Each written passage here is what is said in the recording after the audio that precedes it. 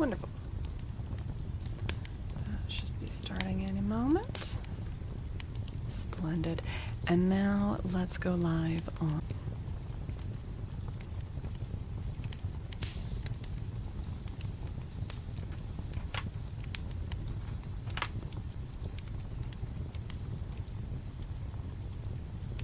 Awesome. There we go. Hi, YouTube. Hello, hello. Oh, Sean, thank you for popping that link in chat. Let me pin that there. Buddha on the YouTube says, your mom.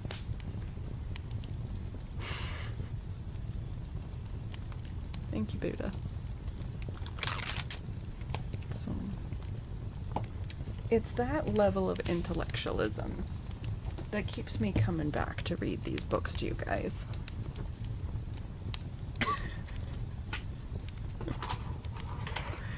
It's these really just these deep conversations, the fact that we can really sink our teeth into the literature. It makes me appreciate you guys so much as a community. Alright.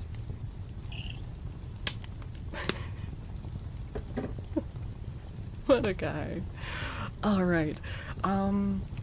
Oh, let's get that posted also in the other YouTube chat. Fidge, don't encourage him.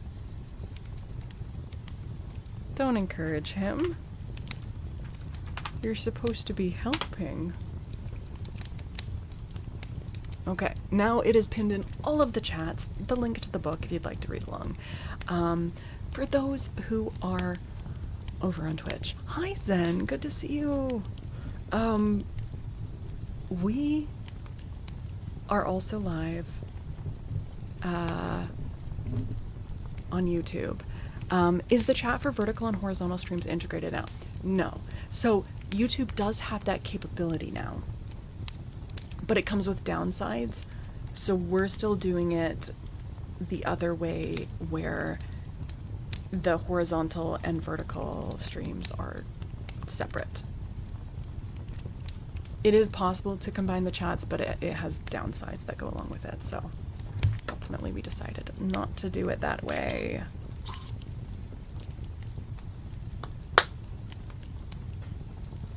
Encouraging is helping. Encouraging the wrong person, though. Never encourage Buddha.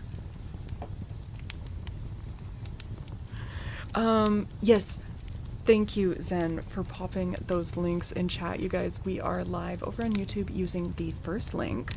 And it is so freaking helpful if anyone is able to watch the stream from over there, because that helps with building up watch hours, which is such a big deal. So, if any of you are able to do that, you have my most massive and sincere appreciation. Hi, Tiana. Hello. Welcome. Let me switch over to multi-chat as well. Some citizen, you'll lurk in here for a bit before you go bed. Okay, thank you. Thank you. Hi, Tiana. Oh. That's I don't even know what, how to read that, but alright.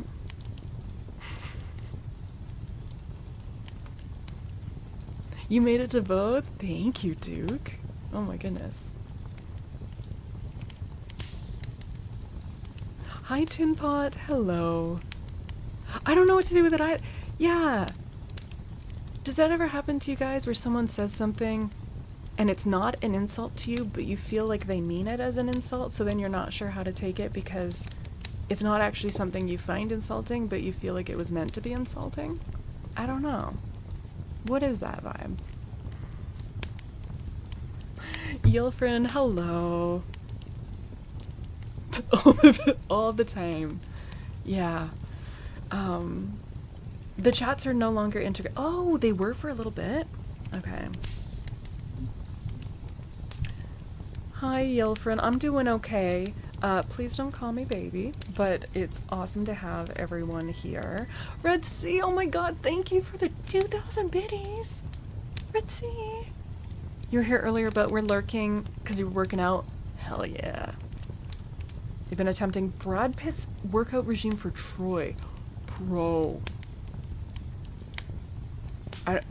That must be a pretty intense workout. You didn't mean anything? Okay. Alright. That's cool.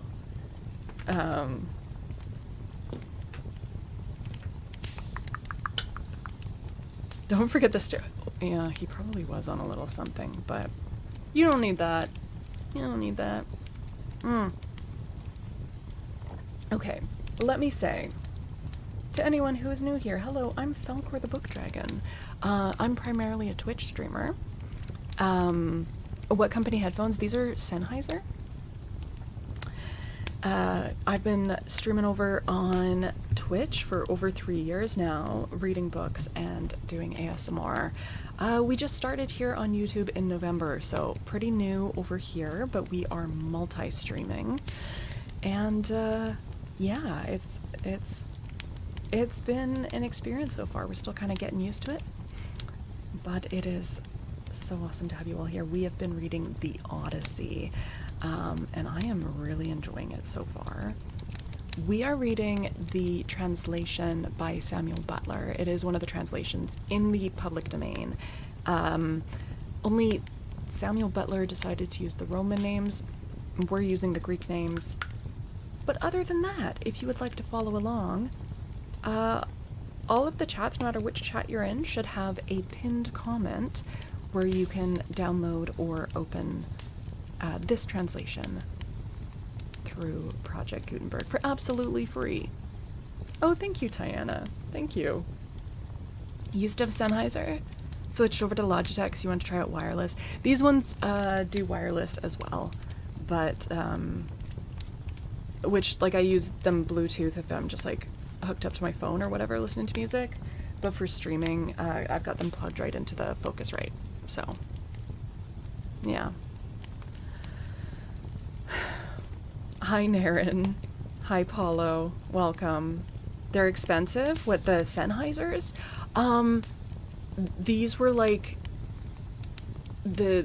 it was like a Cyber Monday sale, and they were like the last year's version that was like being phased out, so they were like very on sale. Yeah. Otherwise I would not have gotten them. But they were very comfortable. You had a couple of earbuds break early and haven't gone back. Oh damn. I've never used any of their earbuds. Where am I from? I am from the west coast of Canada. Yeah. Okay, so let's do a little recap. We're about to start book 16 of the Odyssey, aka chapter 16. If you would like to catch up later on any of the previous chapters, they are all in a playlist on my YouTube channel. They are unedited, so all the, live stream chit-chat is in them, but I have added timestamps, chapter markers in there, so a little easier to navigate.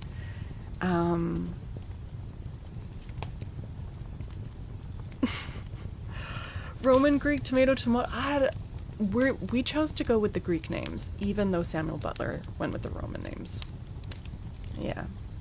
Your last pair of Sennheisers lasted 12 years? But the Epos gaming line is garbage. Okay. Was that you or someone else that said that recently?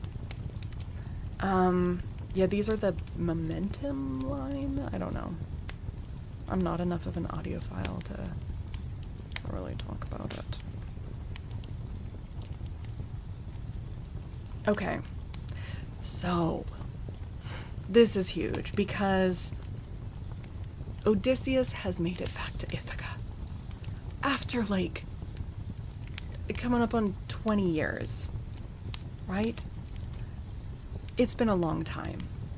He makes it back, but Ithaca is, well, his home is kind of in shambles because all of the suitors want to marry his wife. They think he's dead, and if he's not, well, then they would probably make sure he is. So Athena comes to him and says, look, you can't just go back up to your house. The suitors are going to kill you because they've invested a lot of slumming over the years. They have sat on their asses for years now, pigging out, drinking all your wine, lazing about, and otherwise not working on themselves or their lives for the chance to win, marry your wife.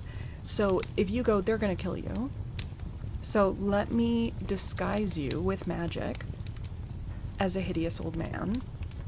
You go hang out with the swineherd and pretend to be this old man.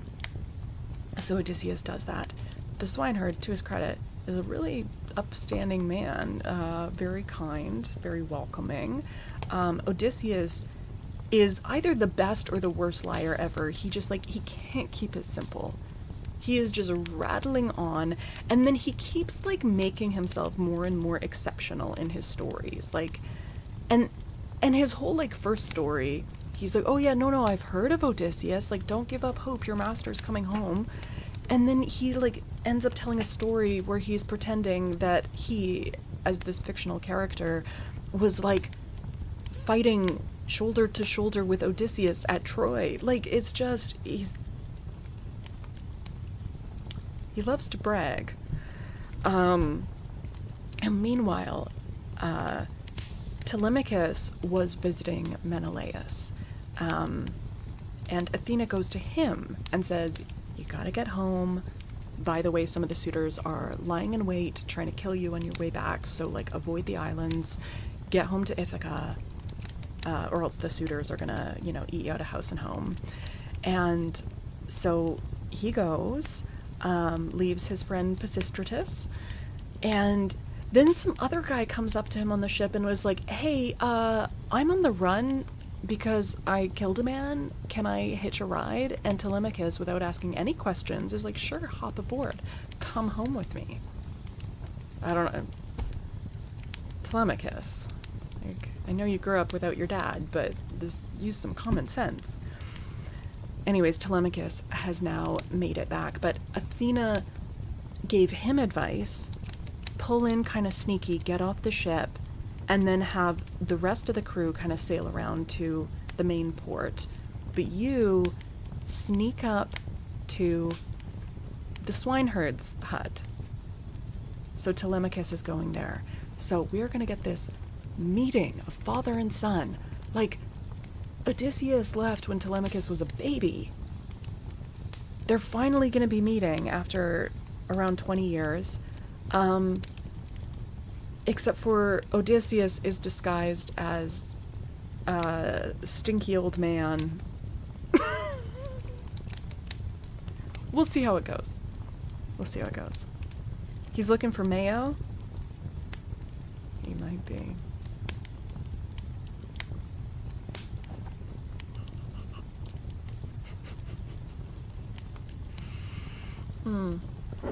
All right. Okay, let's get into it.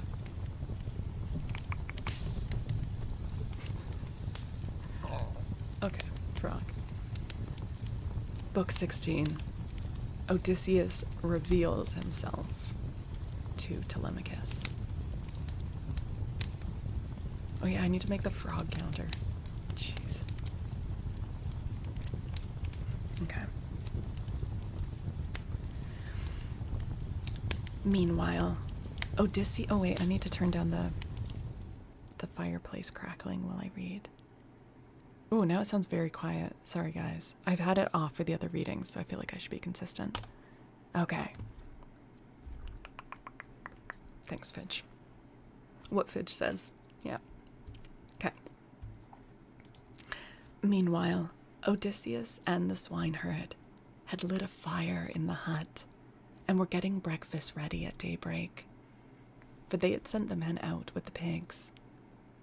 When Telemachus came up, the dogs did not bark, but fawned upon him. So Odysseus, hearing the sound of feet and noticing that the dogs did not bark, said to Eumaeus. Now remember, Odysseus is an old man here. He's been transformed into an old man. Eumaeus, I hear footsteps. I suppose one of your men or some one of your acquaintance is coming here, for the dogs are fawning upon him and not barking." The words were hardly out of his mouth before his son stood at the door. Eumaeus sprang to his feet, and the bowls in which he was mixing wine fell from his hands as he made towards his master. He kissed his head and both his beautiful eyes and wept for joy. A father could not be more delighted at the return of an only son, the child of his old age, after 10 years' absence in a foreign country, and after having gone through much hardship.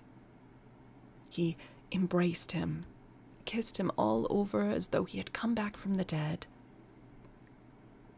and spoke fondly to him. Wait, this is Eumaeus doing this, right? Yeah, okay. And spoke fondly to him, saying, "So you are come, Telemachus, light of my eyes that you are. When I heard you had gone to Pylos, I made sure I was never going to see you any more. Oh, come in, my dear child, and sit down, that I may have a good look at you now you are home again. It is not very often you come into the country to see us herdsmen. Oh, you stick pretty close to the town generally. I suppose you think it better to keep an eye on what the suitors are doing." "So be it, old friend," answered Telemachus. But I am come now because I want to see you, and to learn whether my mother is still at her old home, or whether someone else has married her, so that the bed of Odysseus is without bedding and covered with cobwebs." "She is still at the house," replied Eumaeus, "grieving and breaking her heart, and doing nothing but weep both night and day continually." Dwayne, thank you for the follow. Brancolis, if I don't know what that means, Dwayne, but hello, welcome to chat. Oh, okay. Thanks, bitch. As he spoke, he took Telemachus's spear, whereon he crossed the stone threshold and came inside. Odysseus rose from his seat to give him place as he entered, but Telemachus checked him. "Sit down, stranger," said he. "I can easily find another seat, and there is one here who will lay it for me." Odysseus went back to his own place, and Eumaeus strewed some green brushwood on the floor and threw a sheepskin on top of it for Telemachus to sit upon. Then the swineherd brought them platters of cold meat, the remains from what they had eaten the day before, and he filled the bread baskets with bread as fast as he could. He mixed wine also in bowls of ivy wood and took his seat facing Odysseus. Then they laid their hands on the good things that were before them, and as soon as they had had enough to eat and drink, Telemachus said to Eumaeus, "Old friend, where does the stranger come from? How did his crew bring him to Ithaca? And who were they? For assuredly he did not come here by land." Okay, he's doing the weird thing now where he talks to the reader as if they're the swineherd.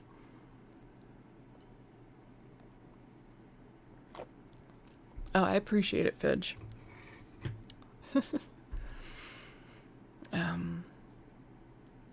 I don't know what it meant, but I trust you, Fidge. Yeah, I think they think it's really funny. Obviously, you didn't get here by land.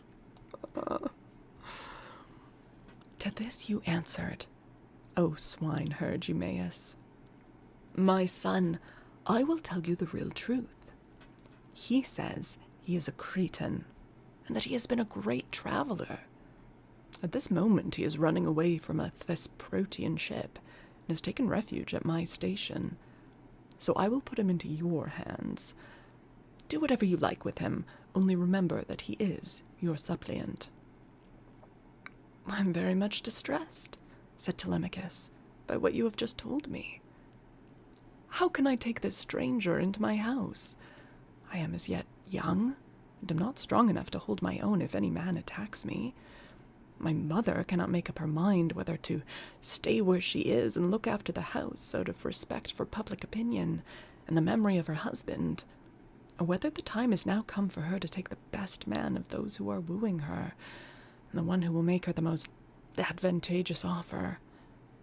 Still, as the stranger is come to your station, I will find him a cloak and shirt of good wear, with a sword and sandals, and will send him wherever he wants to go.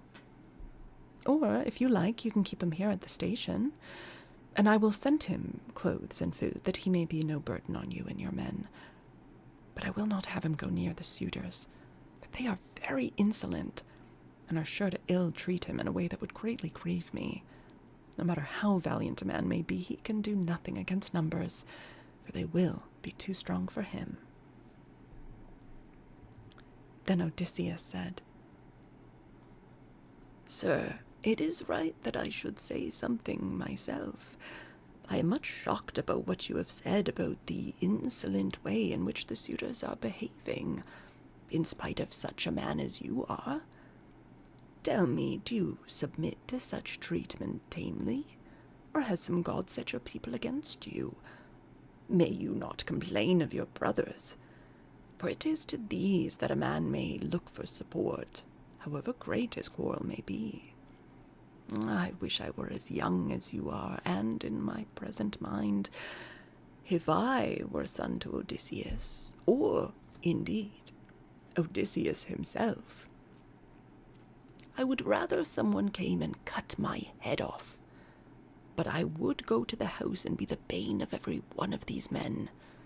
If they were too many for me, I being single-handed, I would rather die fighting in my own house than see such disgraceful sights day after day, strangers grossly maltreated, and men dragging the women servants about the house in an unseemly way, wine drawn recklessly, and bread wasted all to no purpose for an end that shall never be accomplished.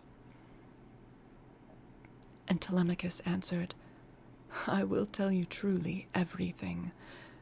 There is no enmity between me and my people, nor can I complain of brothers, to whom a man may look for support, however great his quarrel may be.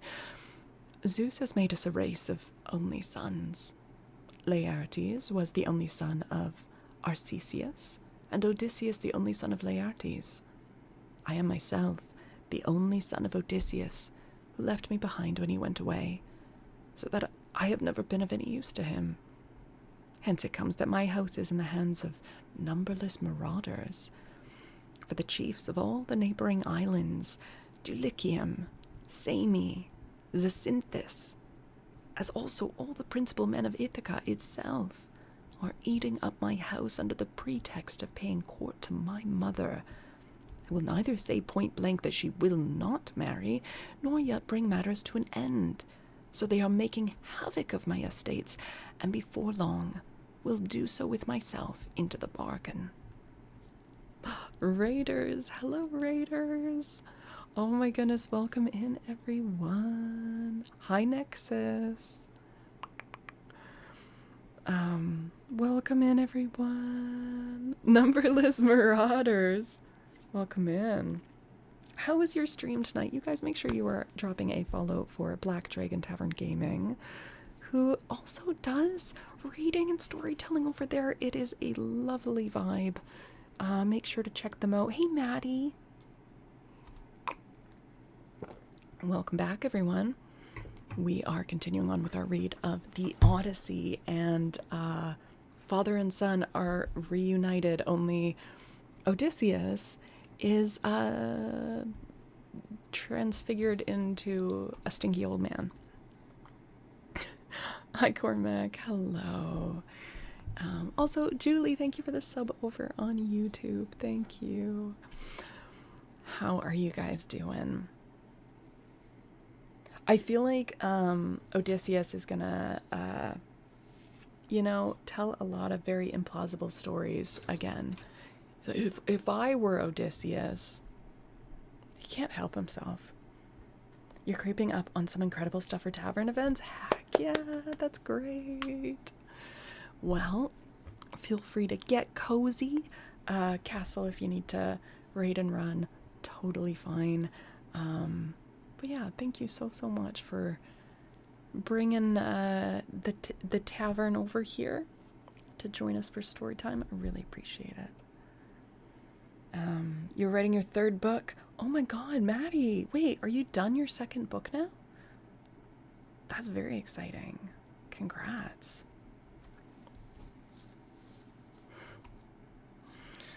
All right. You'll be staying while you work? Heck yeah. Sounds good.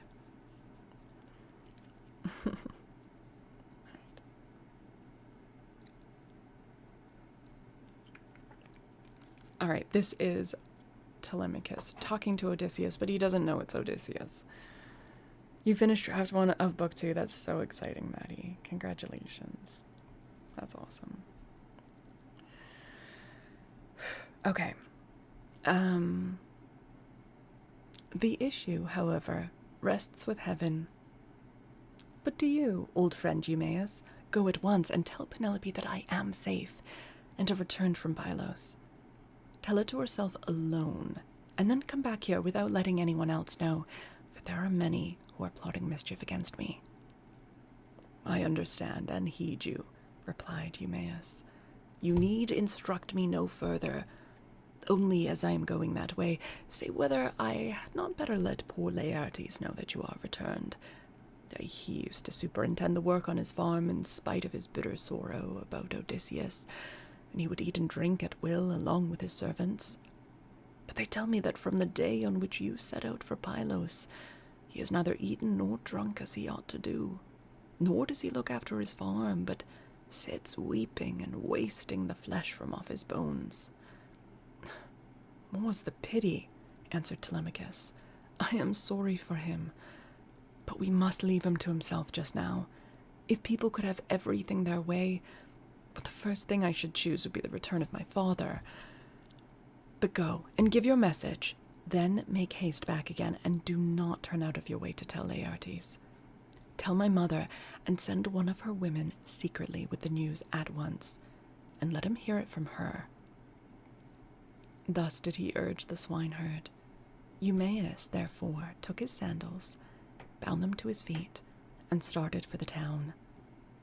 Athena watched him well off the station, and then came to it in the form of a woman.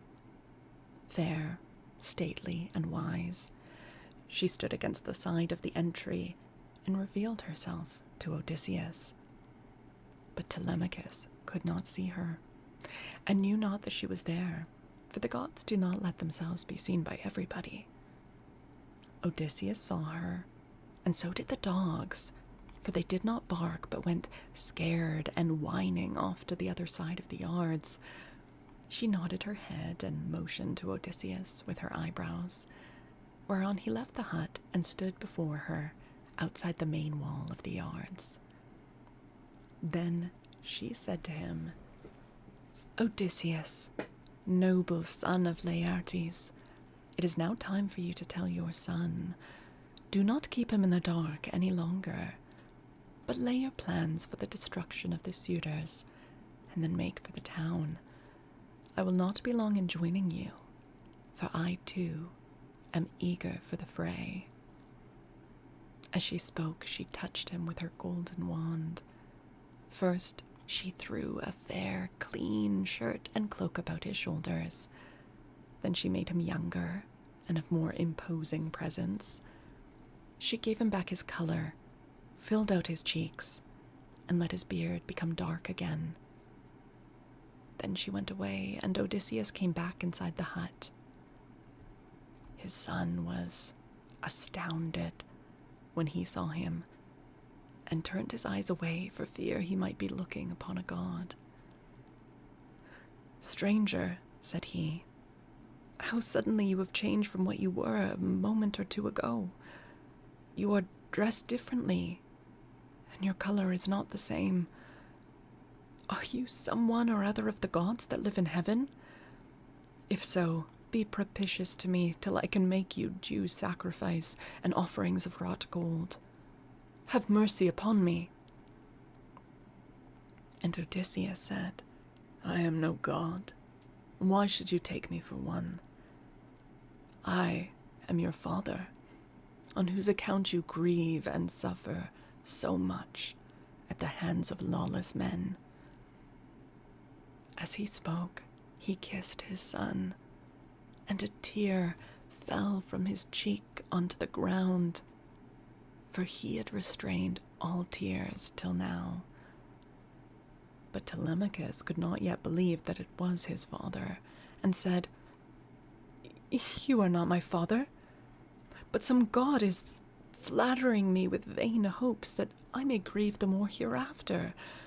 No mortal man could have himself contrived to do as you have been doing, and make yourself old and young at a moment's notice, unless a god were with him.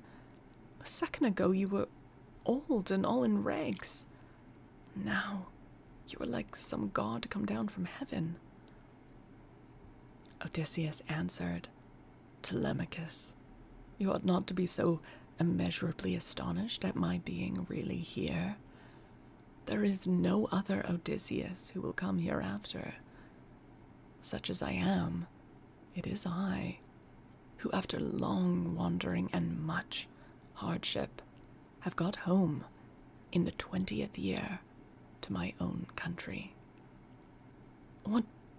What you wonder at is the work of the redoubtable goddess Athena, who does with me whatever she will, for she can do what she pleases. And one moment she makes me like a beggar, and the next I am a young man with good clothes on my back. It is an easy matter for the gods who live in heaven to make any man look either rich or poor." As he spoke, he sat down, and Telemachus threw his arms about his father and wept. They were both so much moved that they cried aloud, like eagles or vultures with crooked talons that have been robbed of their half-fledged young by peasants. Damn. Okay, that's not... So they're not crying prettily. They are ugly crying together. I love that for them.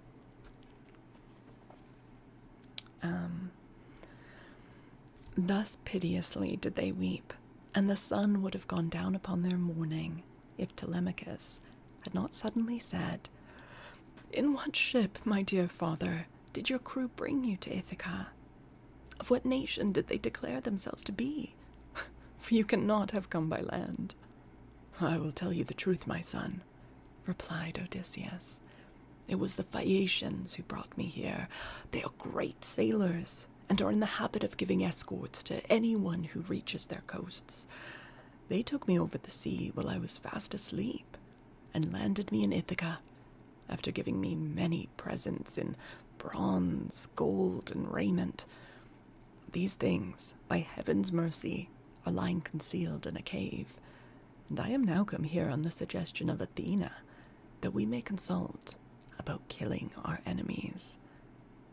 First, therefore, give me a list of the suitors, with their number, that I may learn who and how many they are. I can then turn the matter over in my mind, and see whether we too can fight the whole body of them ourselves, or whether we must find others to help us." To this, Telemachus answered, "Father, I've always heard of your renown, both in the field and in council, but the task you talk of is a very great one. I am awed at the mere thought of it. 2 men cannot stand against many and brave ones. There are not 10 suitors only, nor twice 10, but 10 many times over. You shall learn their number at once. There are 52 chosen youths from Dulichium, and they have 6 servants. From Sami there are 24, 20 young Achaeans from Zacynthus, and 12 from Ithaca itself, all of them well born. They have with them a servant, Medon, a bard, and 2 men who can carve at table. If we face such numbers as this, you may have better cause to rue your coming and your revenge. See whether you cannot think of someone who would be willing to come and help us. That's crazy that, like, he can't just go home and be like, I live here, this is my wife and my home, get out. Like, is it like they would just kill him, I guess?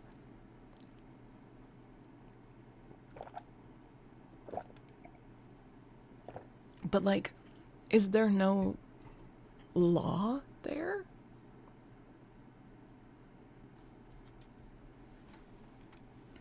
You know, like, anyway.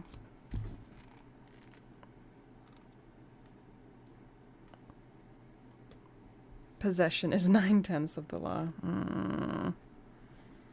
Yeah. Okay. Don't talk about my frogs. Every time I take a sip of something, man, it's because I'm so heavy-handed with the frogs in my potion recipes. They'd have nothing but his word and Telemachus, yeah. I mean, surely some of the men would remember what Odysseus looks like, right? Or, like, Athena could show up.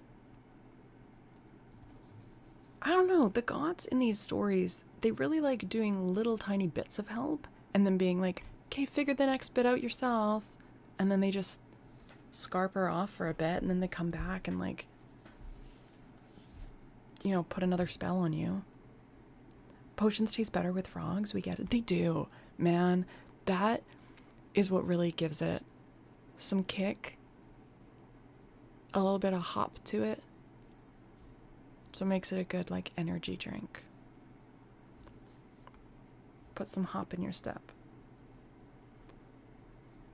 Get him drunk and slaughter him. That's a good idea. Yeah. Let's see. Okay. Listen to me, replied Odysseus, and think whether Athena and her father Zeus may seem sufficient, or whether I am to try and find someone else as well.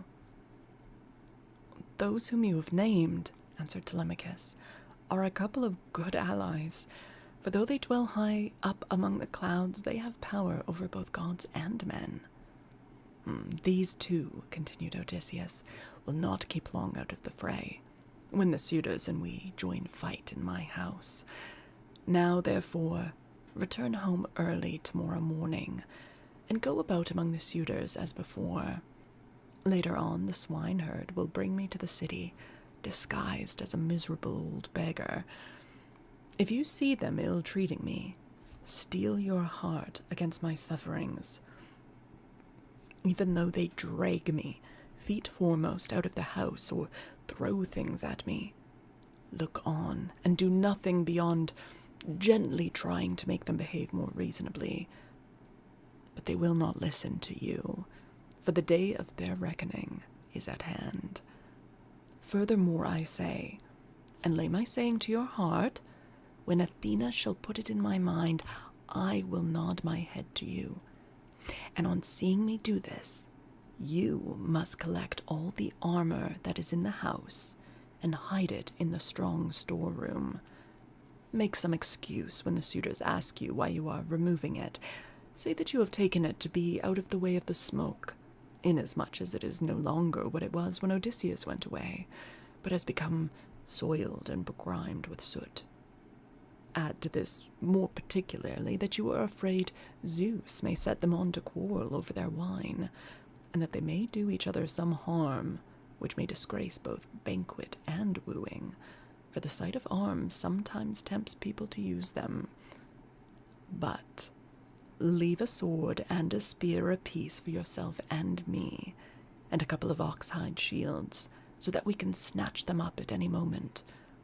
Zeus and Athena will then soon quiet these people. There is also another matter. If you are indeed my son, and my blood runs in your veins, let no one know that Odysseus is within the house.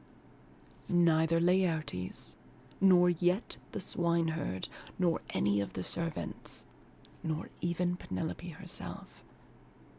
Let you and me exploit the women alone, and let us also make trial of some other of the men servants, to see who is on our side, and whose hand is against us.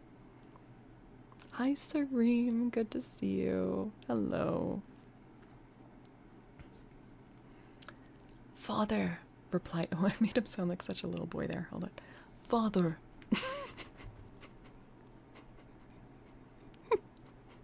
Hold on. Sorry.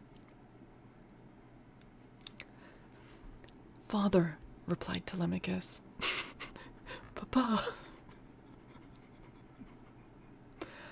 You will come to know me by and by, and when you do, we'll find that I can keep your counsel.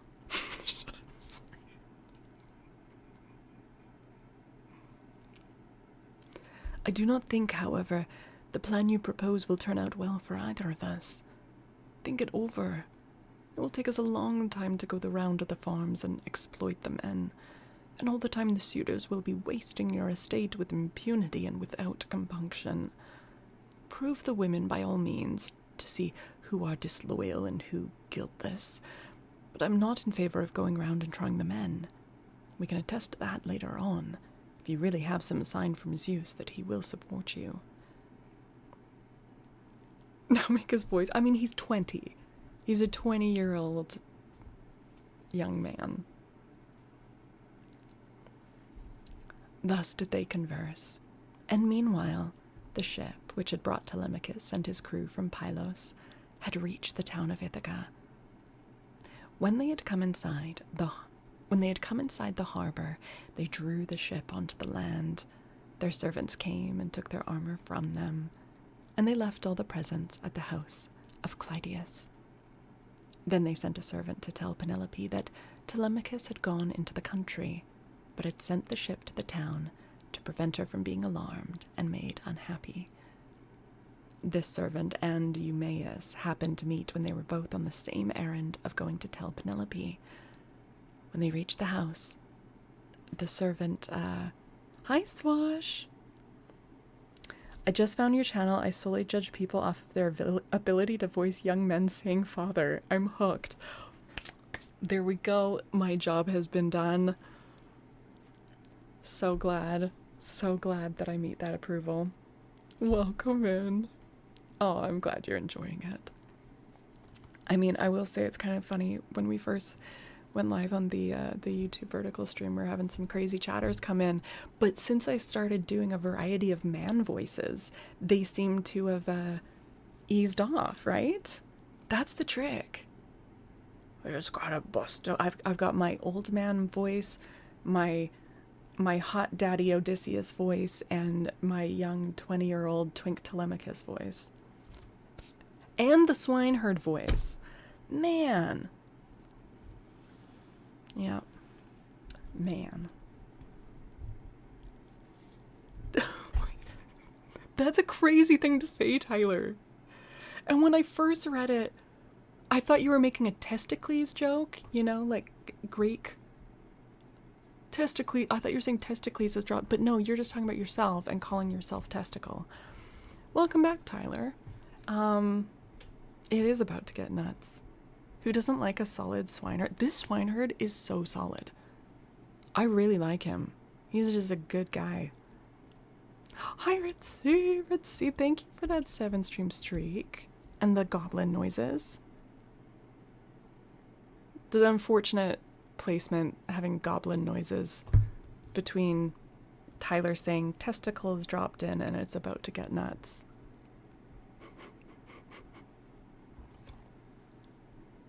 The Greek god of the hanging penny. Oh, Swash, thank you for the follow. It's good to have you here.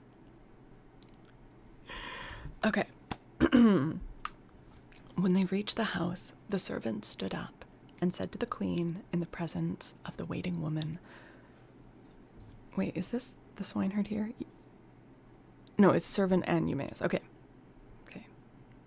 in the presence of the waiting women. Your son, madam, is now returned from Pylos. But Eumaeus went close up to Penelope and said privately all that her son had bidden him tell her. When he had given his message, he left the house with its outbuildings and went back to his pigs again.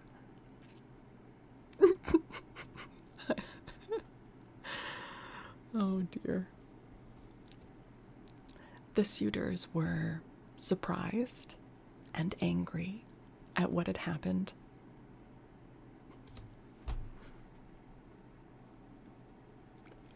Tyler, that's just a really prominent testicle. It's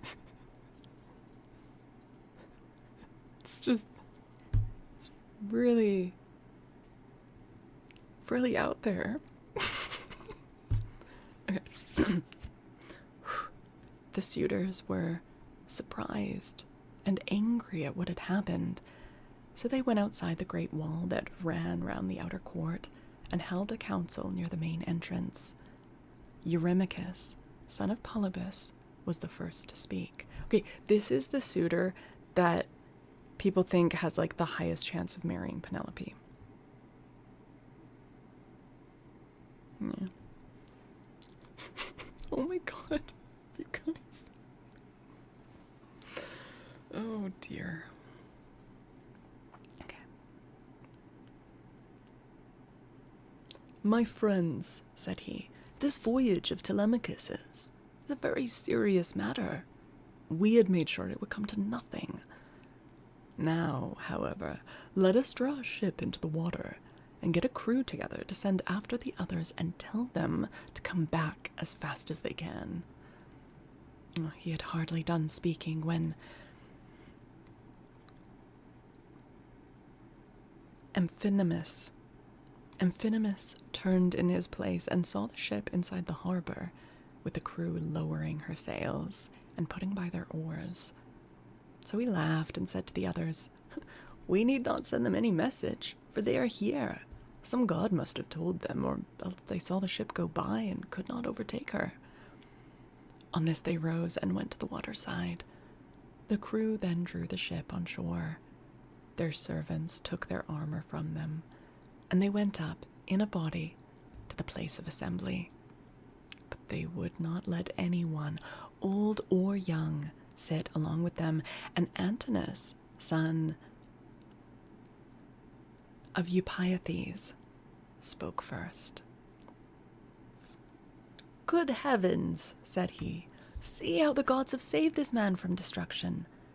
We kept a succession of scouts upon the headlands all day long, and when the sun was down we never went on shore to sleep, but waited in the ship all night till morning, in the hope of capturing and killing him.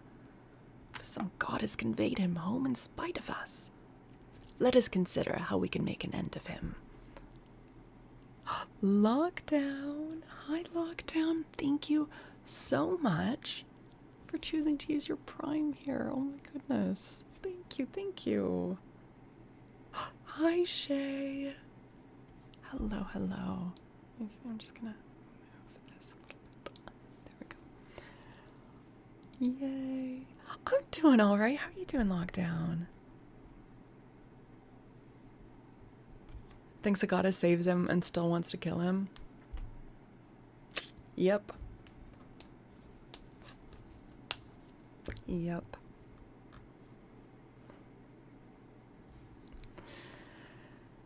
Let us consider how we can make an end of him. He must not escape us.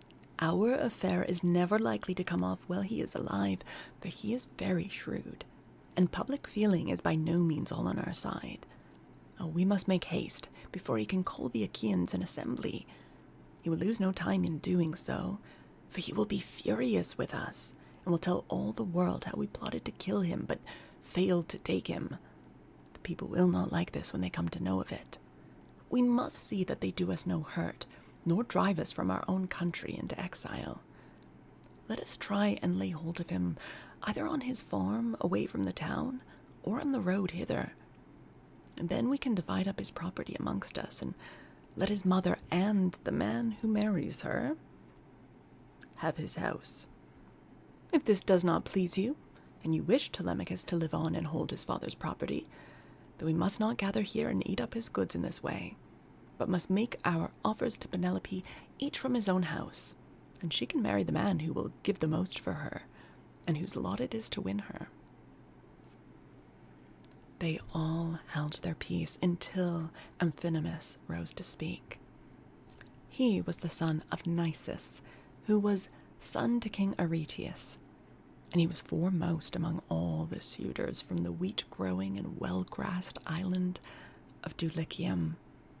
His conversation, moreover, was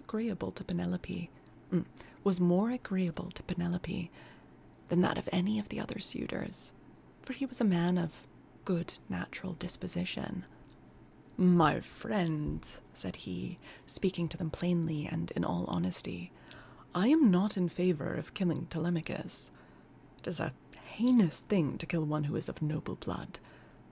Let us first take counsel of the gods, and if the oracles of Zeus advise it, I will both help to kill him myself and will urge everybody else to do so. But if they dissuade us, I would have you hold your hands." Thus did he speak, and his words pleased them well. So they rose forthwith and went to the house of Odysseus, where they took their accustomed seats. It's crazy to be talking about wanting to marry Penelope and whether they should murder her son first. Killing someone not of noble blood, pfft. You always make more peasants, right?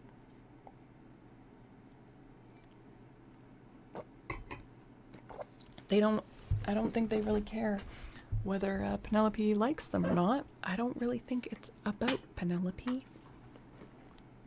Nobody really seems to actually be thinking about Penelope. Even Odysseus, he's all like, I want to get back to my land. And like sometimes he's thought about his son, but then he's like, sure, I'll stay here for a year and bang this woman. Sure, I'll bang that woman. And like, he hasn't really thought about Penelope a lot. Athena called him out on it too, yeah. You're thinking about Penelope? Yeah, poor Penelope. Yeah, he never asked after her.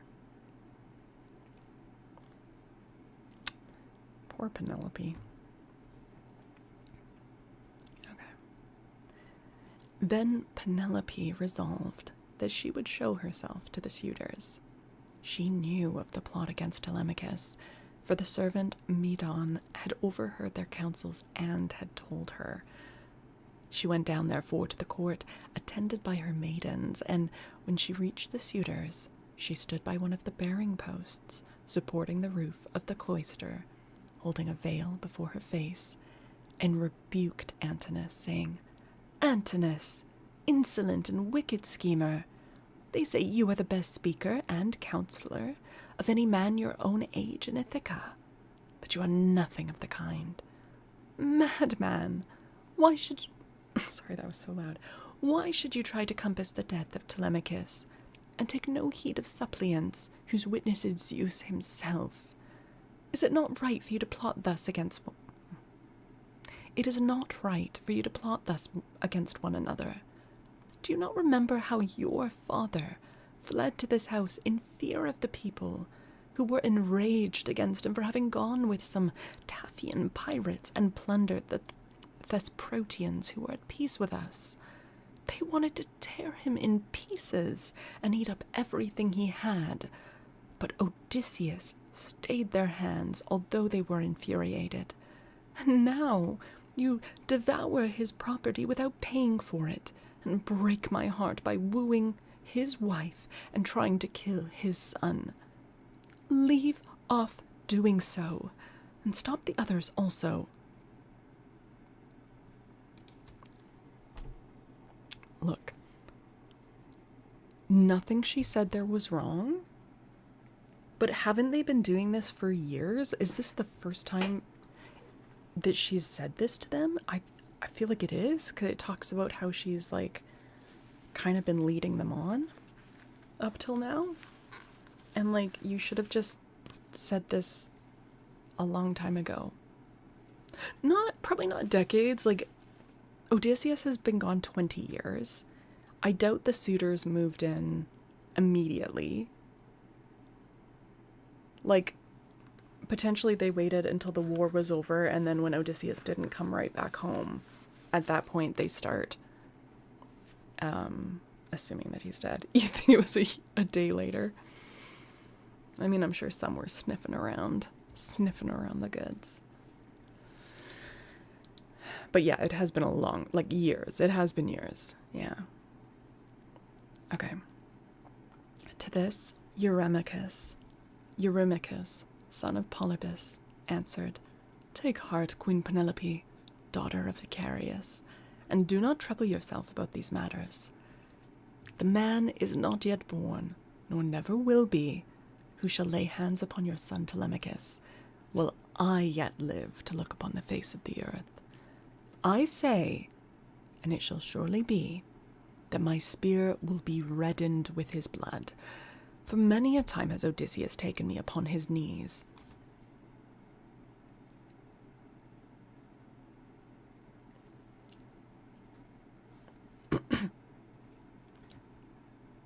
For many a time has Odysseus taken me on his knees, held wine up to my lips to drink, and put pieces of meat into my hands.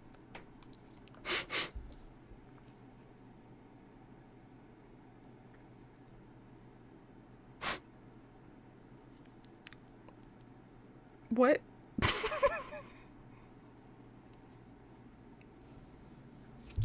Wow. I didn't know it was like that. Okay.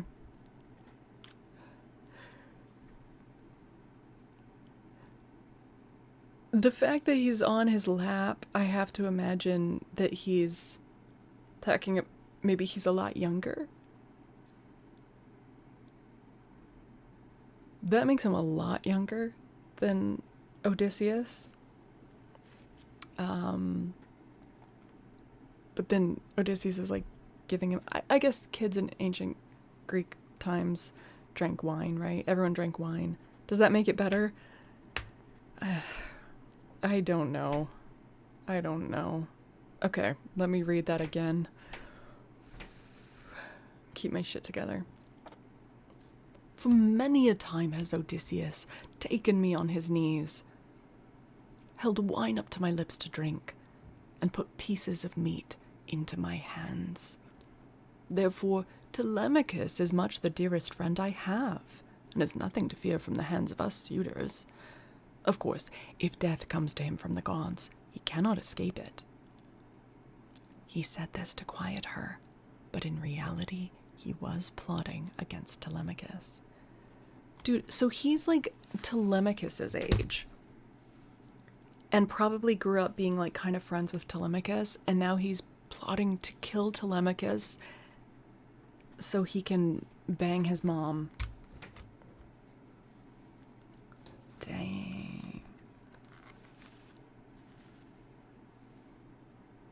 You don't even know what we're reading. It's Greek. How very Greek, yes. Yeah. I laugh. I plural. Give me that shirt with this shirt. Isn't it cute? Then Penelope went upstairs again and mourned her husband till Athena shed sleep over her eyes. In the evening, Eumaeus got back to Odysseus and his son, who had just sacrificed a young pig of a year old and were helping one another to get supper ready. Athena therefore came up to Odysseus, turned him into an old man with a stroke of her wand, and clad him in his old clothes again, for fear that the swineherd might recognize him and not keep the secret, but go and tell Penelope. I feel like that's not giving the swineherd enough credit. This dude's amazing.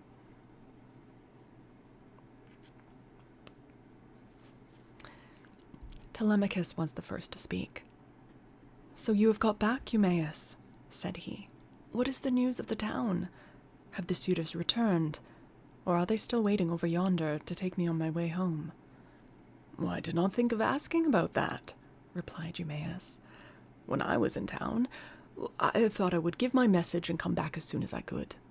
I met a man sent by those who had gone with you to Pylos, and he was the first to tell the news to your mother. But I can say what I saw with my own eyes. I had just got onto the crest of the hill of Hermes above the town when I saw a ship coming into harbor with a number of men in her.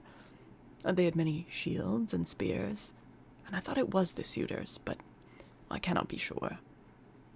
On hearing this, Telemachus smiled to his father, so that Eumaeus could not see him. Then, when they had finished their work and the meal was ready, they ate it, and every man had his full share, so that all were satisfied. As soon as they had had enough to eat and drink, they laid down to rest and enjoyed the boon of sleep. End of chapter. Yay! Oh my goodness. Oh my goodness. Artax, thank you for the 100 biddies. Thank you. Thank you so much.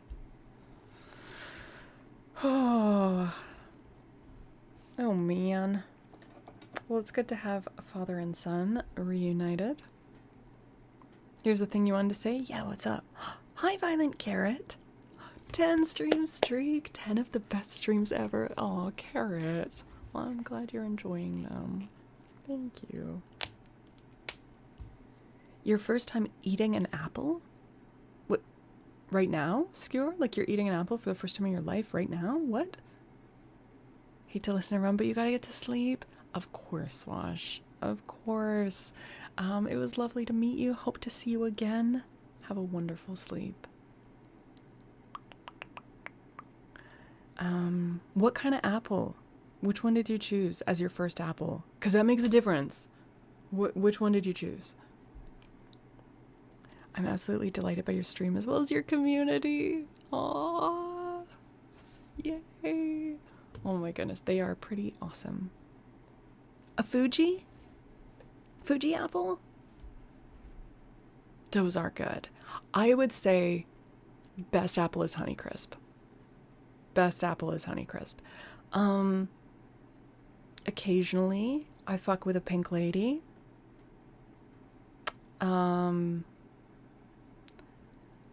But Honeycrisp is... And occasionally,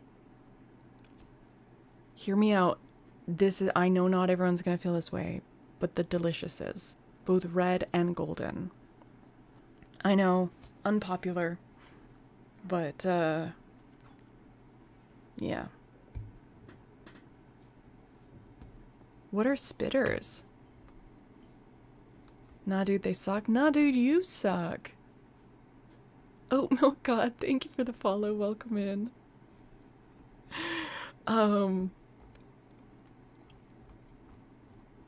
Yeah, the red look, I get it. They're not actually the best apples. They're kind of mealy, but they look so perfect. They look like a fairy tale apple. Do you know what I mean? The color of them, the shape of them. They look like if you just were doing like set deck for a fairy tale film, you would use Red Delicious. And the aesthetic of them is so good that it kind of makes it worth the fact that it's not the best mouthfeel. They taste fine. It's just they're not as good a mouthfeel. Ithaca is a dinky little island on the western part of Greece. It has almost no farmable land. Nim's blasting off! Because it's half cliffs and half rocky forest, it's a gateway island, so if any warring vessels come from the north of Africa or Western Europe come to attack, they'd be the first to be hit, so there's almost no value except for a decent number of fishing zones. Oh, damn. Carrot! Wait, finally, Carrot! Thank you for gifting us some to Shade the Bean. Shade the Bean. They taste like someone yelled apple at a potato. Which, I mean, potato in French is pomme de terre, which is apple of the earth. So, you know. You want to dip it in caramel, but you're on a diet. What about like a little bit of peanut butter or almond butter? Artax, thank you for those 100 biddies. Yay! Shay, now you can do the dumpy dance in chat. Dumpy dance. Heck yeah. Aftermath. Hi, Aftermath. Thank you for the 100 videos. Thank you. And Ultrachan ASMR. Hi. Pink ladies are good. Granny Smiths are really good. Yeah. Yeah. As long as they're like actually like sour and not like, some of them are too like bitter, you know? Yeah. Hi, boss man. How are you? You have both of those, but that's too much sodium. Okay, fair enough. Well, if you ended up liking Fuji is a great way to start. Don't even bother with Macintosh. I would say don't really bother with Gala. They taste good, but they get so soft and mealy so easily that it's just like, ugh, like, don't even bother with Gala. Fuji is really good though. Hey Banana, what's up? Hi Dweeb, welcome to chat. Any apple that feels the need to call itself delicious is absolutely not. They are rotten to the core and I will unlurk to stand this ground. Honeycrisp is great. Okay, but Dweeb, I hear you. I'm not even disagreeing with you. But do you agree with me that they're beautiful to look at?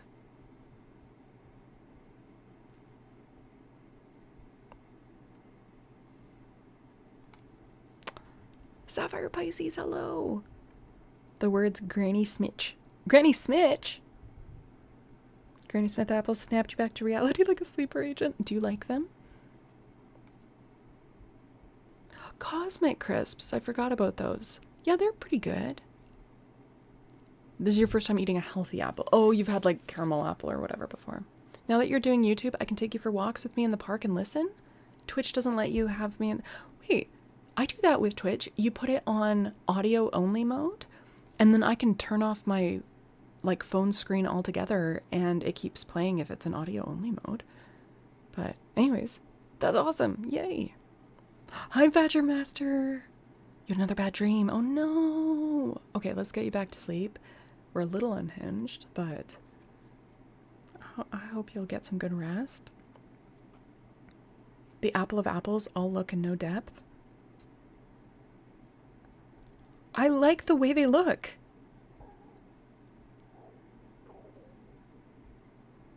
Never in my life did I imagine an apple discussion could turn so heated. Like, a red delicious apple is what the evil queen would like poison before giving to Snow White. And I fuck with that.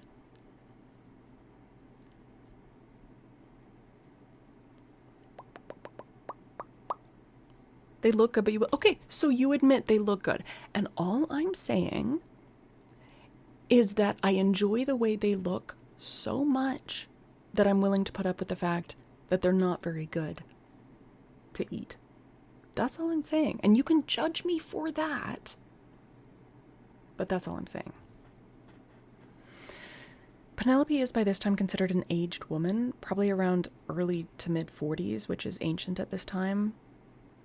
And the chance of her bearing an heir is slim to none. I mean, she could be like mid 30s. Like, they would get married as teenagers back then, right? So if she was like a teenager and now she has like a 20-year-old son, she could be like mid to late 30s. I don't know. Or, yeah, early 40s maybe. These 20-odd suitors have been sitting in her house courting her, knowing there's nothing of greater value to be gained in terms of land, and having an heir would be impossible, barring a divine boon. Oh, yeah. No, she's probably still young enough to have another child, I imagine. Greek milfology. I thought that was an empire apple. What's an empire apple?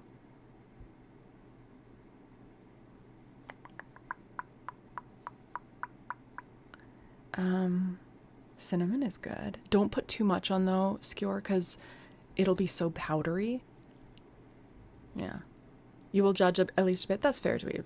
That's totally fair. I don't disagree with you. It's just I really like the way they look. Golden Delicious are pretty good though, right? She's probably hot. She probably is hot. I mean, Odysseus married her, right? And he's like king. I don't know. I feel like she's probably hot. Empire apples are the opposite of vermilion. Okay. Okay. No, to be honest, I don't often get to eat apples anymore. I used to eat apples like daily, but too much sugar. There's only one reason why all these men would be here for almost 20 years. Penelope must be drop dead gorgeous. Helen may have been hot enough to launch 1,000 ships, but Penelope is hot enough to keep those ships home.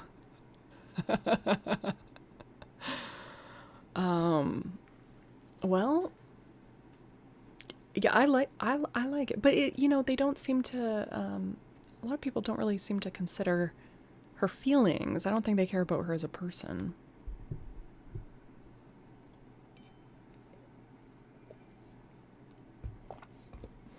Spitters are the first apples that have the highest sugar content, but not palatable, so you want to spit it out. They're used in brewing hard cider and are the apples Johnny Appleseed gave out to people. Oh. Like the first apples per season, or the first apples on the first year that a tree bears fruit?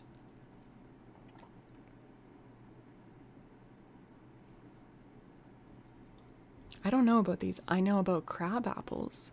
I know that crab apples are like the OG wild apple, and that to get a certain kind of apple tree, you don't plant a seed from that kind of apple. You have to take a cutting and graft it onto a different rootstock. And so a lot of trees will use something more like a crabapple rootstock because they're nice and hardy, but then you graft something like a pink lady cutting onto it if you want to grow pink lady apples. But if you just plant seeds, eventually they will revert into crab apples. The common apples we know today come from spitters. They had to cross-pollinate to make this sweeter app.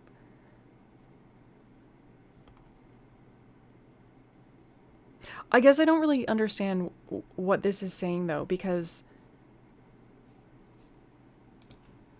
like crab, I feel like this is really risky to Google the word spitters, but bitter sweets and bitter sharps, they're too astringent. Oh, so they're like crab apples. Sorry, you were saying overly sweet and that confused me, but no, they're more bitter and astringent. Right, like crab apples. Okay, small sour apples. Okay, yeah, that makes more sense. I was confused by the overly sweet, like how can an apple be too sweet kind of thing, but yeah, no. So they're more like sour and tannic. Cool. I've never heard the phrase spitters. Cool. Oh, I love cider. This community is overly sweet. Pretty sweet. Aw, Jonathan. Why? Well, that's very nice. I'm glad you do. Honeycrisp and Cosmic are patented? That makes sense. No, you're pretty sweet. You learned about it when you went through your own and brew my own beer phase. Heck yeah. There's some wild types of apple out there. I went to an apple festival once, and they had like, I don't know, over like 70 types of apple there. There was one, this is the wildest apple, I don't remember what it was called, but it had green skin and red flesh. It was like, it looked like a watermelon. I mean, it didn't have a rind or anything, you know, texture of an apple. It was crazy.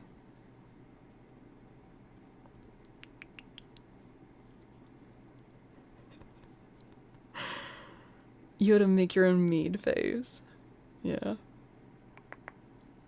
Okay, you guys, we're gonna read another chapter, right? But you guys, I do have to eat another bite of my protein bar. I'll mute while I'm chewing, but I have to, like, I'm starting to get tummy rumbles before we get into the next chapter.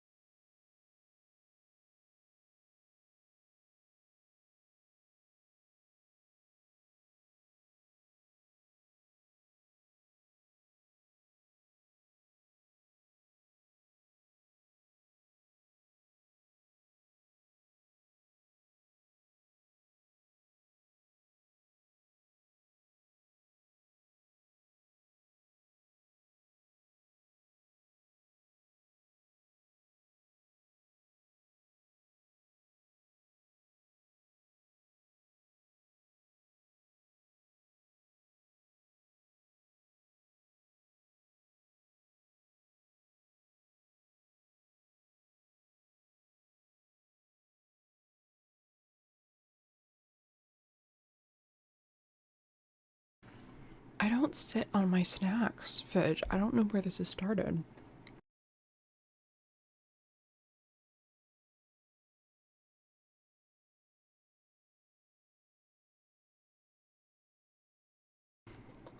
Wait, is that the one that I was talking about? Crown cake?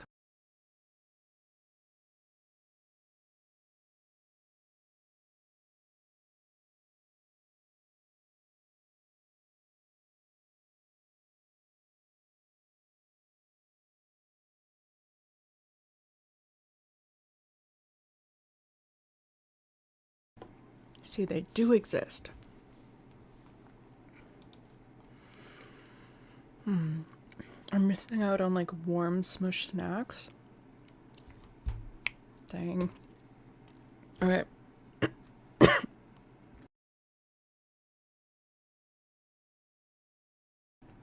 Okay. Alright.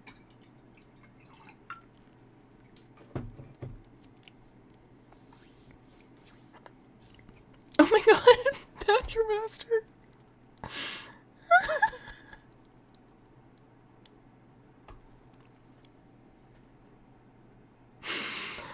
Oh, Lord. Okay. Alright. I don't know where you guys keep coming up with this crazy, this frankly ludicrous lore. That's wild.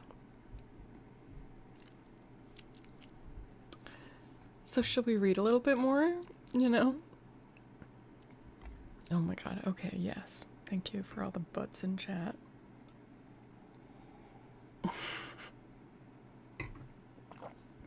Just the idea that I'm, like, nesting on a pile of snacks like some large, confused bird.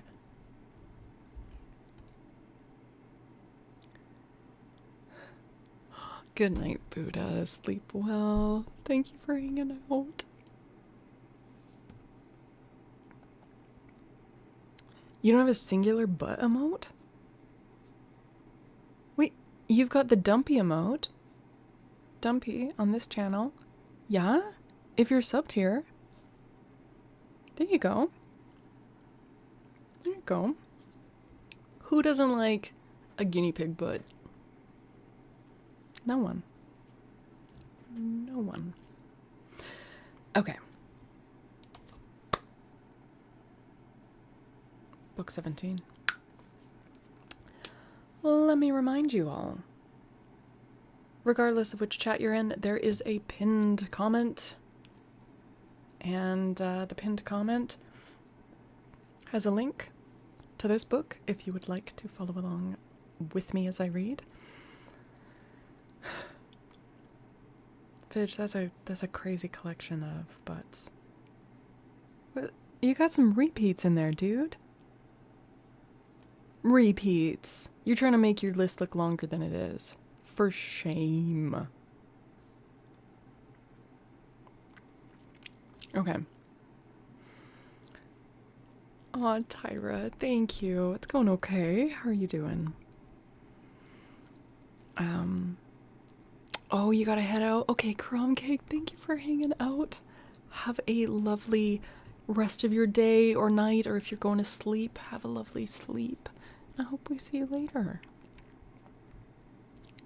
You gotta lurk yourself? Okay, Carrot. Thanks for hanging out. Have a lovely night. Buttressing the numbers. Oh my god. Oh dear. Okay. A reminder to everyone in chat on Twitch that we are also live on YouTube, and if anyone is able to go and drop a lurk over there, you know, or chat over there, whatever you want to do, that really helps with the watch hours. That'd be super helpful. And if anyone has not subbed to my YouTube channels, that would also be freaking amazing. Right? Yeah. Cloud wants you to. She just said so. So, you better do it. Cloud is baby. It's true. Well, there you go. Yeah. You got do it for Cloud. Okay, so we are about to jump into book number 17. Telemachus and his mother meet. Odysseus and Eumaeus come down to the town, and Odysseus is insulted by Melanthius. He is recognized by the dog Argos. He is insulted and presently... Okay, this chapter summary just gives a lot of information. Maybe I won't read the whole thing. It's, you know, that had some spoilers in it. I do not, Badger Master. What the heck? Where is this libel coming from? Okay. When the child of morning, rosy-fingered dawn, appeared, Telemachus bound on his sandals and took a strong spear that suited his hands, for he wanted to go into the city. "Old friend," said he to the swineherd, "I will now go to the town and show myself to my mother, for she will never leave off grieving till she has seen me. As for this unfortunate stranger, take him to the town and let him beg there of anyone who will give him a drink and a piece of bread. I have trouble enough of my own and cannot be burdened with other people. If this makes him angry, so much the worse for him, but I like to say what I mean." Then Odysseus said, "Sir, I do not want to stay here. A beggar can always do better in town than country, for anyone who likes can give him something. I am too old to care about remaining here at the beck and call of a master. Therefore let this man do as you have just told him, and take me to the town as soon as I have had a warm by the fire and the day has got a little heat in it. My clothes are wretchedly thin, and this frosty morning I shall be perished with cold, for you see the city is some way off." On this, Telemachus strode off through the yards, brooding his revenge upon the suitors. When he reached home, he stood his spear against the bearing post of the cloister, crossed the stone floor of the cloister itself, and went inside. Nurse Euryclea saw him long before anyone else did. She was putting the fleeces onto the seats, and she burst out crying as she ran up to him. All the other maids came up too and covered his head and shoulders with their kisses.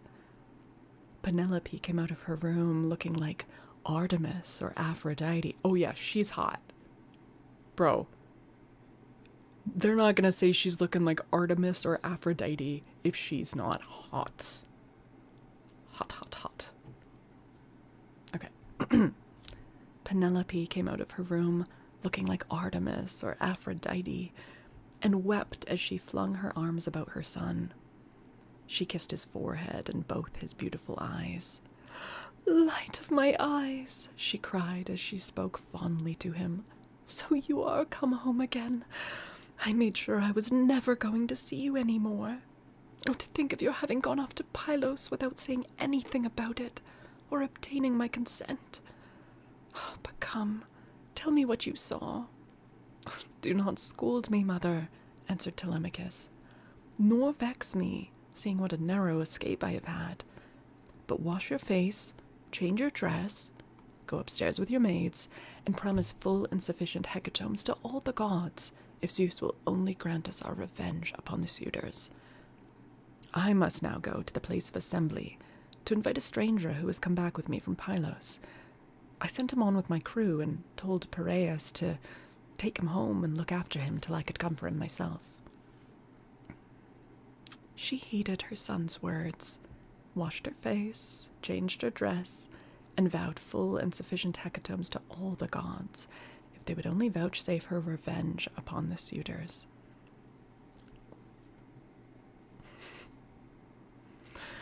Telemachus went through and out of the cloisters, spear in hand.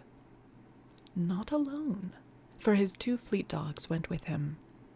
Athena endowed him with a presence of such divine comeliness that all marveled at him as he went by, and the suitors gathered round him with fair words in their mouths and malice in their hearts. But he avoided them and went to sit with Mentor, Antiphus, and Halitherses, old friends of his father's house, and they made him tell them all that had happened to him.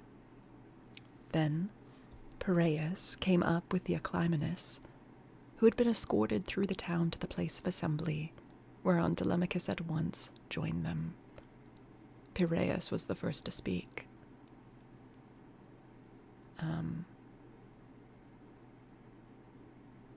Wait, is Piraeus the guy that he picked up? Or is Piraeus one of the dudes from Ithaca? Theoclymenus is the one that he picked up randomly, right? Piraeus was one of his men, I think. Okay. Telemachus, said he, I wish you would send some of your women to my house to take away the presents Menelaus gave you. We do not know, Piraeus, answered Telemachus, what may happen. If the suitors kill me in my own house and divide my property among them, I would rather you had the presents than any of those people should get hold of them. If, on the other hand, I manage to kill them, I shall be much obliged if you will kindly bring me my presents. With these words he took Theoclymenus to his own house. When they got there, they laid their cloaks on the benches and seats, went into the baths, and washed themselves. When the maids had washed and anointed them, and had given them cloaks and shirts, they took their seats at table. A maidservant then brought them water in a beautiful golden ewer, and poured it into a silver basin for them to wash their hands. And she drew a clean table beside them. An upper servant brought them bread, and offered them many good things of what there was in the house. Opposite them sat Penelope, reclining on a couch by one of the bearing posts of the cloister, and spinning. Then they laid their hands on the good things that were before them, and as soon as they had had enough to eat and drink, Penelope said, Telemachus, I shall go upstairs and lie down on that sad couch, which I have not ceased to water with my tears from the day Odysseus set out for Troy with the sons of Atreus. You failed, however, to make it clear to me before the suitors came back to the house whether or no you had been able to hear anything about the return of your father. I will tell you then truth, replied her son. We went to Pylos and saw Nestor, who took me to his house and treated me as hospitably as though I were a son of his own, who had just returned after a long absence. So also did his sons. But he said he had not heard a word from any human being about Odysseus, whether he was alive or dead. The couch is getting moldy, ew. Logan Price, thank you for the follow. Hello, welcome in. He sent me, therefore, with a chariot and horses to Menelaus. There I saw Helen, for whose sake so many, both Argives and Trojans, were in heaven's wisdom doomed to suffer. Menelaus asked me what it was that had brought me to Lacedaemon, and I told him the whole truth, whereon he said, "So then, these cowards would usurp a brave man's bed? A hind might as well lay her newborn young in the lair of a lion, and then go off to feed in the forest or in some grassy dell. The lion, when he comes back to his lair, will make short work with the pair of them, and so will Odysseus with these suitors. By Father Zeus, Athena, and Apollo, if Odysseus is still the man that he was when he wrestled with Philomelides." Hold on, let me, Philomelides. Philomelides.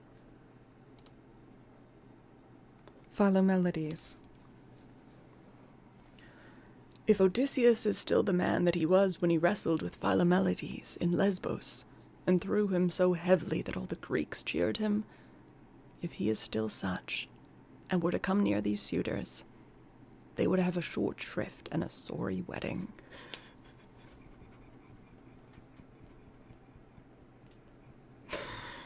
Oh. As regards your question, however... Wait, is this still... Oh yeah, this is still supposed to be... These are Menelaus's words. Okay, sorry.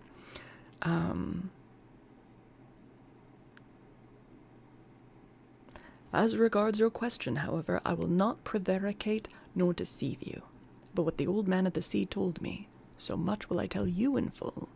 He said that he could see Odysseus on an island, sorrowing bitterly in the house of the nymph Calypso, who was keeping him prisoner, and he could not reach his home, for he had no ships nor sailors to take him over the sea. This was what Menelaus told me, and when I heard his story, I came away.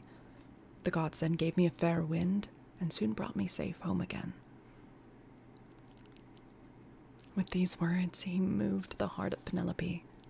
Then Theoclymenus said to her, "Madam, wife of Odysseus, Telemachus does not understand these things.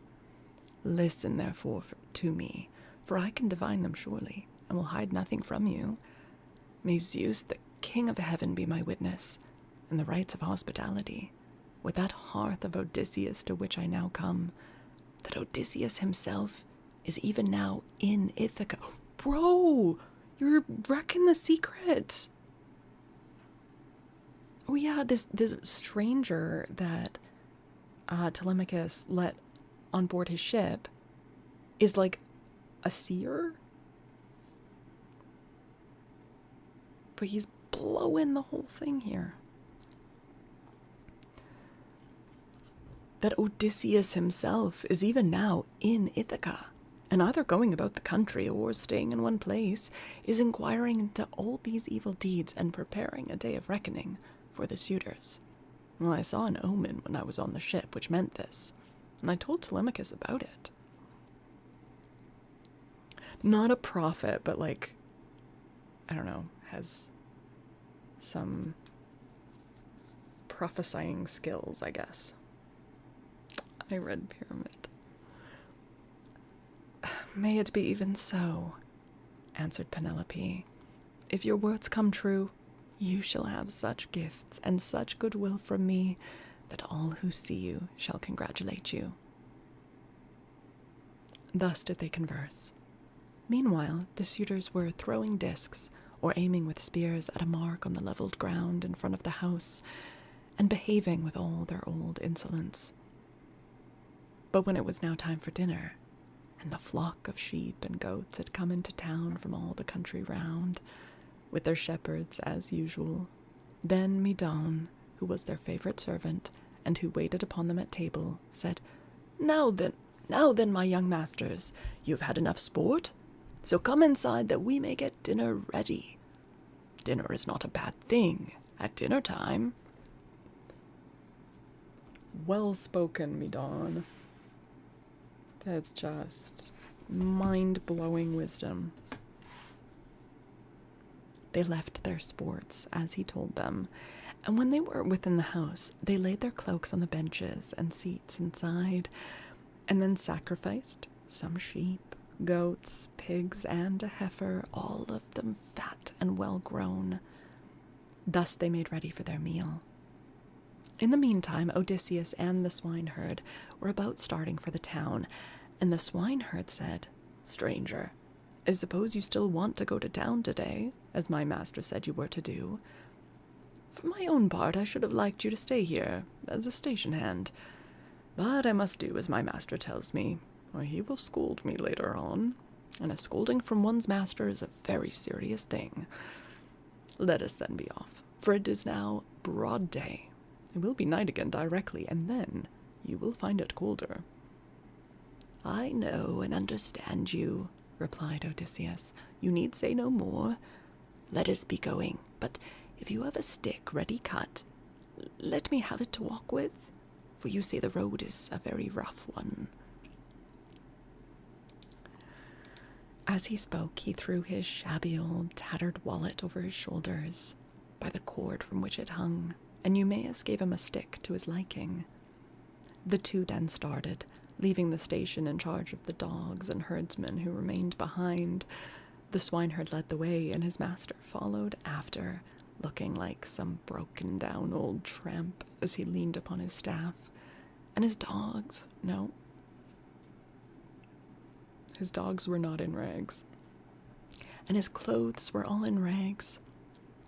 When they had got over the rough, steep ground and were nearing the city, they reached the fountain from which the citizens drew their water. This had been made by Ithacus, Naritus, and Polyctor. Polyctor?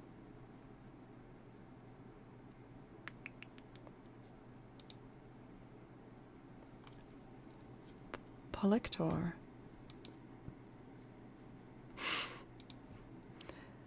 And Polyctor.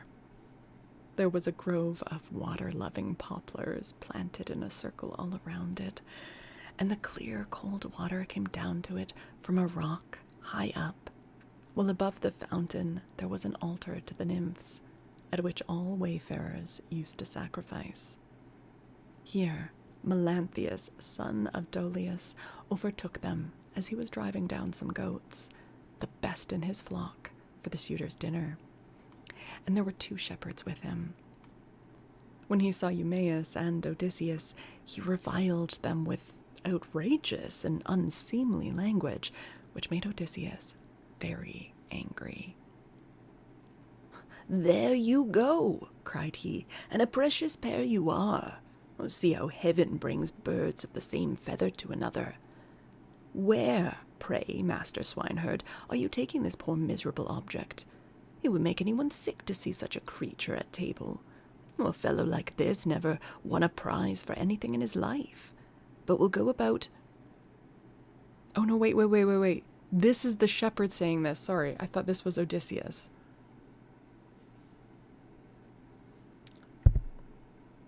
This is a shepherd saying this. "Well, there you go," cried he, "and a precious pair you are. See how heaven brings birds of the same feather to one another.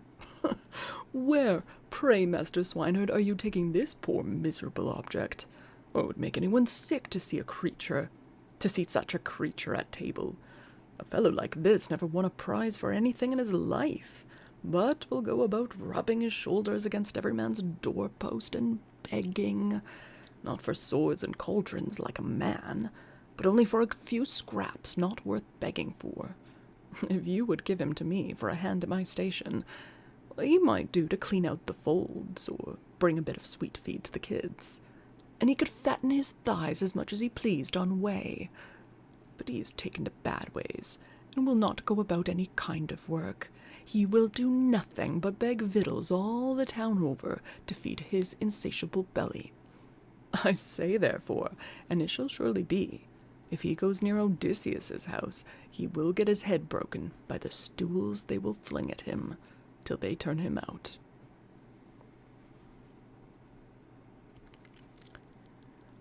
On this, as he passed, he gave Odysseus a kick on the hip out of pure wantonness.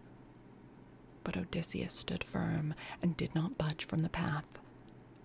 For a moment he doubted whether or no to fly at Melanthius and kill him with his staff, or fling him to the ground and beat his brains out. He resolved, however, to endure it and keep himself in check. But the swineherd looked straight at Melanthius and rebuked him, lifting up his hands and praying to heaven as he did so. "Fountain nymphs," he cried, "children of Zeus, if ever Odysseus burned you thigh bones covered with fat, whether of lambs or kids, grant my prayer that heaven may send him home. Oh, he would soon put an end to the swaggering threats with which such men as you go about insulting people, gadding all over the town while your flocks are going to ruin through bad shepherding." Then Melanthius the goatherd answered, "You ill-conditioned cur, what are you talking about? Now some day or other I will put you on board ship and take you to a foreign country, where I can sell you and pocket the money you will fetch. I wish I were sure that Apollo would strike Telemachus dead this very day, or that the suitors would kill him, as I am that Odysseus will never come home again." With this, he left them to come on at their leisure, while he went quickly forward and soon reached the house of his master. When he got there, he went in and took his seat among the suitors, opposite Eurymachus, who liked him better than any of the others. The servants brought him a portion of meat, and an upper woman servant set bread before him that he might eat. Presently Odysseus and the swineherd came up to the house, and stood by it, amid a sound of music, for Phemius was just beginning to sing to the suitors. Then Odysseus took hold of the swineherd's hand and said, "Eumaeus, this house of Odysseus is a very fine place. No matter how far you go, you will find few like it. One building keeps following on after another. The outer court has a wall with battlements all round it. The doors are double folding and of good workmanship. It would be a hard matter to take it by force of arms. I perceive, too, that there are many people banqueting within it, for there is a smell of roast meat, and I hear a sound of music, which the gods have made to go along with the feasting." Then Eumaeus said, "You have perceived aright, as indeed you generally do. But let us think what will be our best course. Will you go inside first and join the suitors, leaving me here behind you? Or will you wait here and let me go in first? But do not wait long, or someone may see you loitering about outside and throw something at you. Consider this matter, I pray you." Wait, I thought he was going into town, not to Odysseus's house.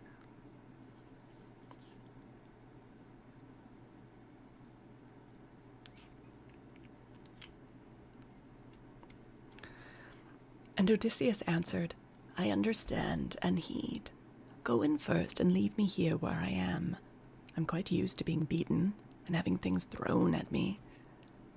I have been so much buffeted about in war and by sea that I am case-hardened, and this too may go with the rest. But a man cannot hide away the cravings of a hungry belly. This is an enemy which gives much trouble to all men. It is because of this that ships are fitted out to sail the seas and to make war upon other people." As they were thus talking, a dog that had been lying asleep raised his head and pricked up his ears.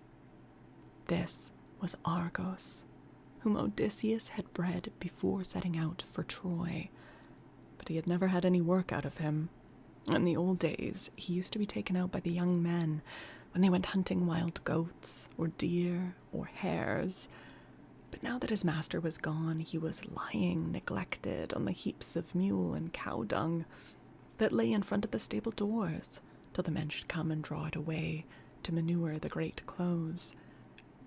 He was full of fleas. As soon as he saw Odysseus standing there, he dropped his ears and wagged his tail.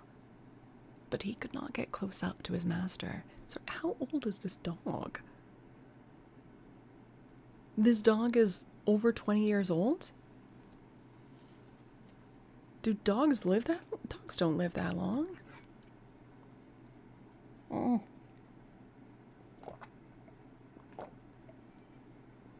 That's wild. Okay. And was alive long enough before Odysseus left for him to like really imprint on Odysseus. Greek years have to be shorter. Maybe.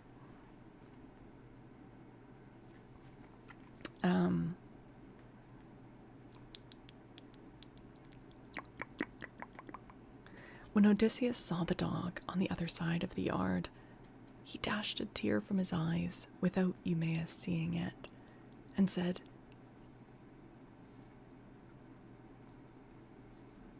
"Remind me later." Sorry, that's not what he said. I got an update pop up. Never mind.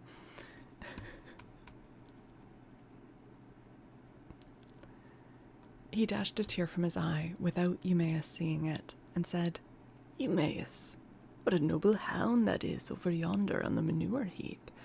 His build is splendid. Is he as fine a fellow as he looks, or is he only one of the dogs that come begging about the table, and are kept merely for show?" "Well, this hound," answered Eumaeus, "belonged to him who has died in a far country. If he were what he was when Odysseus left for Troy, he would soon show you what he could do. There was not a wild beast in the forest that could get away from him when he was once on its tracks. But now he has fallen on evil times, for his master is dead and gone, and the women take no care of him. Servants never do their work when their master's hand is no longer over them, for Zeus takes half the goodness out of a man when he makes a slave of him." As he spoke, he went inside the buildings to the cloister where the suitors were.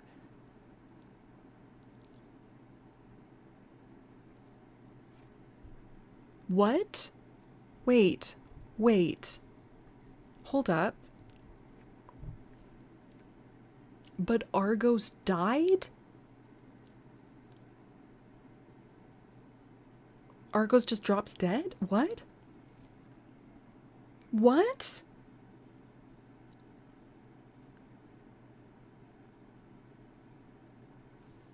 What the fuck? Why?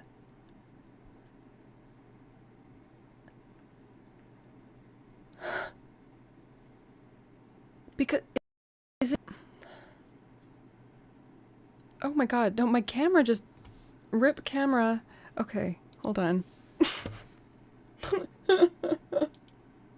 That's how upset I am about this. That's how upset I am about this. Holy shit. Hold on, I'm coming right back. That's crazy. He sees his master after 20 years and then just instantly dies. Nah. And he's not even right next to him, but he can recognize him from like across the yard. That's... The camera can't handle the sheer emotion. Yeah. That's fucked up. Oh, sorry, I'm too loud. Sorry. Okay. Let's try to get through this.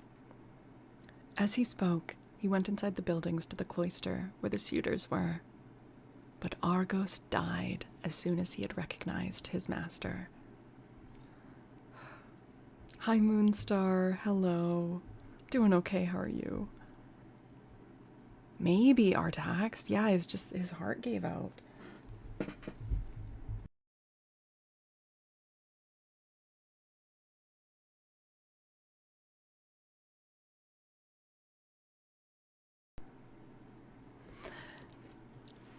Telemachus saw Eumaeus long before anyone else did, and beckoned him to come and sit beside him.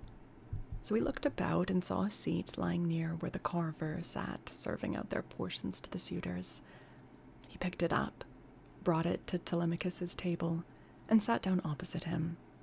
Then the servant brought him his portion and gave him bread from the bread basket. Immediately afterwards, Odysseus came inside, looking like a poor, miserable old beggar, leaning on his staff with his clothes all in rags. He sat down upon the threshold of ashwood just inside the doors, leading from the outer to the inner court. and against a bearing post of cypress wood, which the carpenter had skillfully planed, and had made to join truly with rule and line. Telemachus took a whole loaf from the bread basket, with as much meat as he could hold in his 2 hands, and said to Eumaeus, "Take this to the stranger, and tell him to go the round of the suitors, and beg from them. A beggar must not be shamefaced." So Eumaeus went up to him and said, "Stranger, Telemachus sends you this, and says you are to go the round of the suitors begging, for beggars must not be shamefaced." Odysseus answered, "May King Zeus grant all happiness to Telemachus, and fulfill the desire of his heart."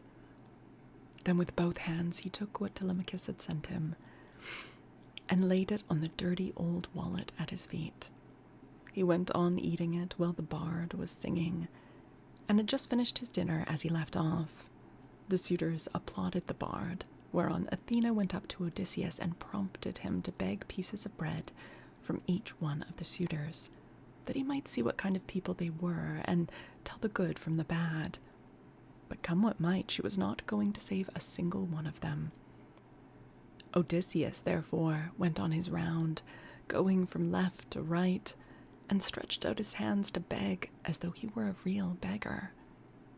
Some of them pitied him, and were curious about him, asking one another who he was and where he came from, whereon the goatherd Melanthius said, "Suitors of my noble mistress, well, I can tell you something about him, for I have seen him before. The swineherd brought him here, but I know nothing about the man himself, nor where he comes from." On this, Antinous began to abuse the swineherd. "You precious idiot," he cried. "What have you brought this man to town for? Have we not tramps and beggars enough to pester us as we sit at meat? Do you think it is a small thing that such people gather here to waste your master's property? And must you needs bring this man as well?" That's bold, considering he's one of the people wasting things. And Eumaeus answered, "Antinous, your birth is good, but your words evil. It was no doing of mine that he came here. Who is likely to invite a stranger from a foreign country, unless it be one of those who can do public service as a seer, a healer of hurts, a carpenter, or a bard who can charm us with his singing? Well, such men are welcome all the world over, but no one is likely to ask a beggar who will only worry him. You are always harder on Odysseus's servants than any of the other suitors are, and above all on me. But I do not care so long as Telemachus and Penelope are alive and here." But Telemachus said, "Hush, do not answer him. Antinous has the bitterest tongue of all the suitors, and he makes the others worse." Then turning to Antinous, he said, "Antinous, you take as much care of my interests as though I were your son. Why should you want to see this stranger turned out of the house? Heaven forbid. Take something and give it him yourself. I do not grudge it. I bid you take it. Never mind my mother, nor any of the other servants in the house. But I know you will not do what I say, for you are more fond of eating things yourself than of giving them to other people."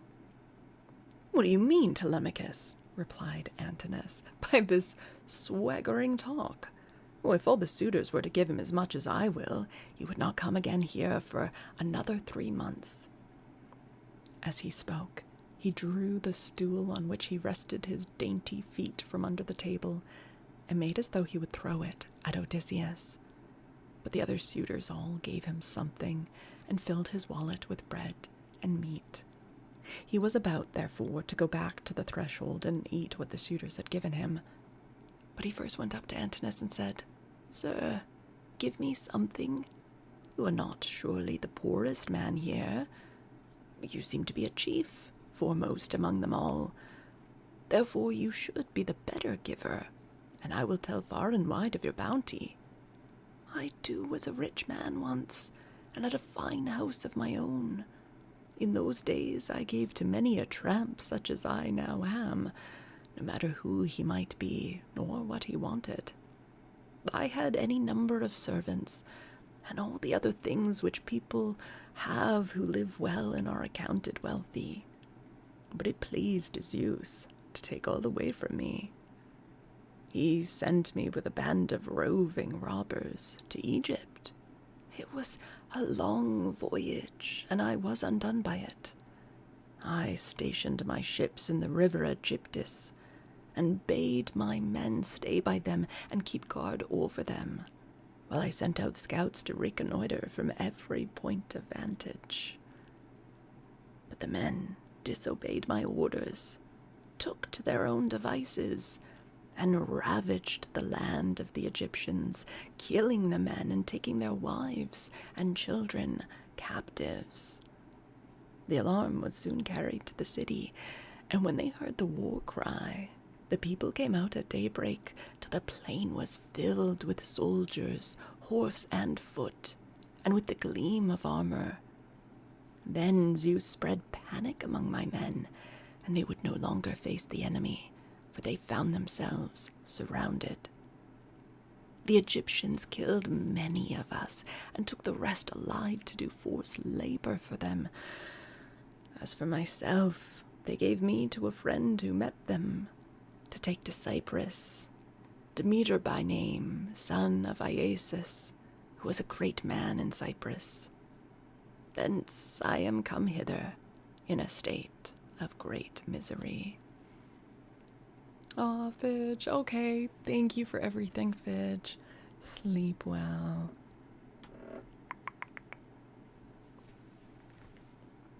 Can you imagine, like, Antinous just standing there, just like, with that expression on his face, while this old beggar is just like telling him this story, and he's like, ugh, get out of here, you dirty beggar.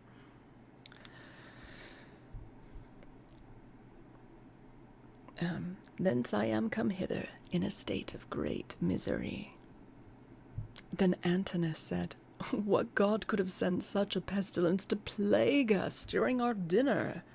Ugh, get out into the open part of the court, or I will give you Egypt and Cyprus over again for your insolence and importunity. You have begged all of the others, and they have given you lavishly, for they have abundance round them, and it is easy to be free with other people's property when there is plenty of it. On this, Odysseus began to move off, and said, Your looks, my fine sir, are better than your breeding. If you were in your own house, you would not spare a poor man so much as a pinch of salt. For though you are in another man's, and surrounded with abundance, you cannot find it in you to give him even a piece of bread. This made Antinous very angry, and he scowled at him, saying, You shall pay for this before you get clear of the court. With these words he threw a footstool at him, and hit him on the right shoulder blade, near the top of his back. Odysseus stood firm as a rock, and the blow did not even stagger him.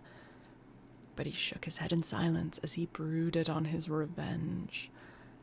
Then he went back to the threshold and sat down there, laying his well-filled wallet at his feet. Listen to me, he cried, you suitors of Queen Penelope, that I may speak even as I am minded. A man knows neither ache nor pain if he gets hit while fighting for his money, or for his sheep, or his cattle. And even so, Antinous has hit me while in the service of my miserable belly, which is always getting people into trouble. Still, if the poor have gods, and avenging deities at all, I pray them that Antinous may come to a bad end before his marriage. Sit where you are, and eat your victuals in silence, or be off elsewhere, shouted Antinous. If you say more, I will have you dragged hand and foot through the courts, and the servants shall flay you alive. The other suitors were much displeased at this, and one of the young men said, Antinous, you did ill in striking that poor wretch of a tramp. It will be worse for you if he should turn out to be some god. We know the gods go about disguised in all sorts of ways as people from foreign countries, and travel about the world to see who do amiss and who do righteously. Yeah, this kid's smart. Like, Odysseus really is coming across as like that fairy tale archetype, you know?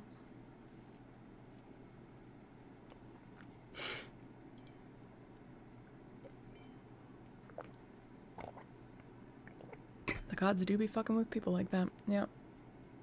Sorry, my nose is all itchy. Okay. Thus said the suitors, but Antinous paid them no heed. Meanwhile, Telemachus was furious about the blow that had been given to his father, and though no tear fell from him, he shook his head in silence and brooded on his revenge. Now, when Penelope heard that the beggar had been struck in the banqueting cloister, she said before her maids, "Would that Apollo would so strike you, Antinous!" And her waiting woman, Eurynome, answered, "If our prayers were answered, not one of the suitors would ever again see the sun rise." Wait, Eurynome's the old woman, right? Sorry. If our prayers were answered, not one of the suitors would ever again see the sun rise. Then Penelope said, "Nurse, I hate every single one of them, for they mean nothing but mischief. Oh, but I hate Antinous like the darkness of death itself. A poor unfortunate tramp has come begging about the house for sheer want. Everyone else has given him something to put in his wallet, but Antinous has hit him on the right shoulder blade with a footstool." Thus did she talk with her maids as she sat in her own room, and in the meantime Odysseus was getting his dinner. Then she called for the swineherd and said, "Eumaeus, go and tell the stranger to come here. I want to see him and ask him some questions. He seems to have traveled much, and he may have seen or heard something of my unhappy husband." To this you answered, O swineherd Eumaeus, "Well, if these Achaeans, madam, would only keep quiet, you would be charmed with the history of his adventures.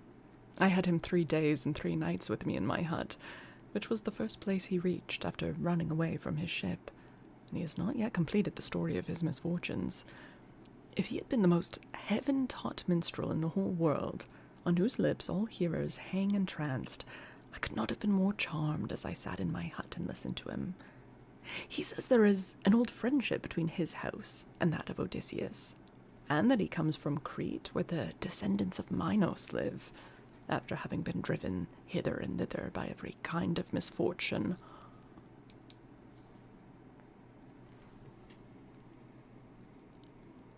Queen Toasty?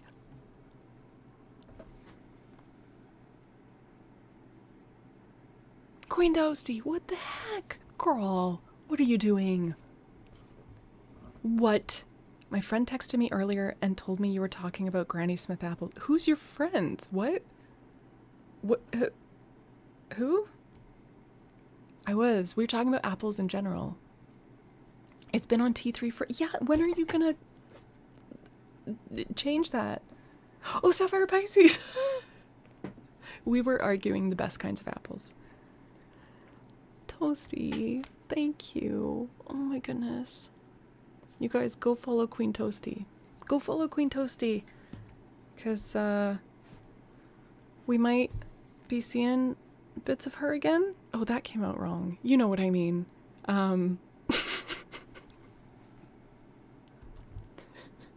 Not like naughty bits. Like, we might be seeing her in small doses. We might be seeing some crumbs. You threw up your spaghetti? No, girl. Oh. Oh dear. It's getting worse? No. Oh, man. Stop talking about... I'm sorry. Tucked myself into a corner and then decided to commit to it. Also, hi Zane and Swim over in the YouTube. Hello, hello. The concussion is getting better. The bits are... Okay, I don't know what bits we're talking about now, so I don't feel like I should comment on that. I'm sure your bits are beautiful.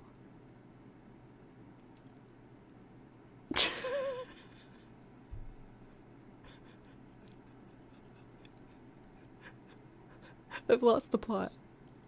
I've lost the plot.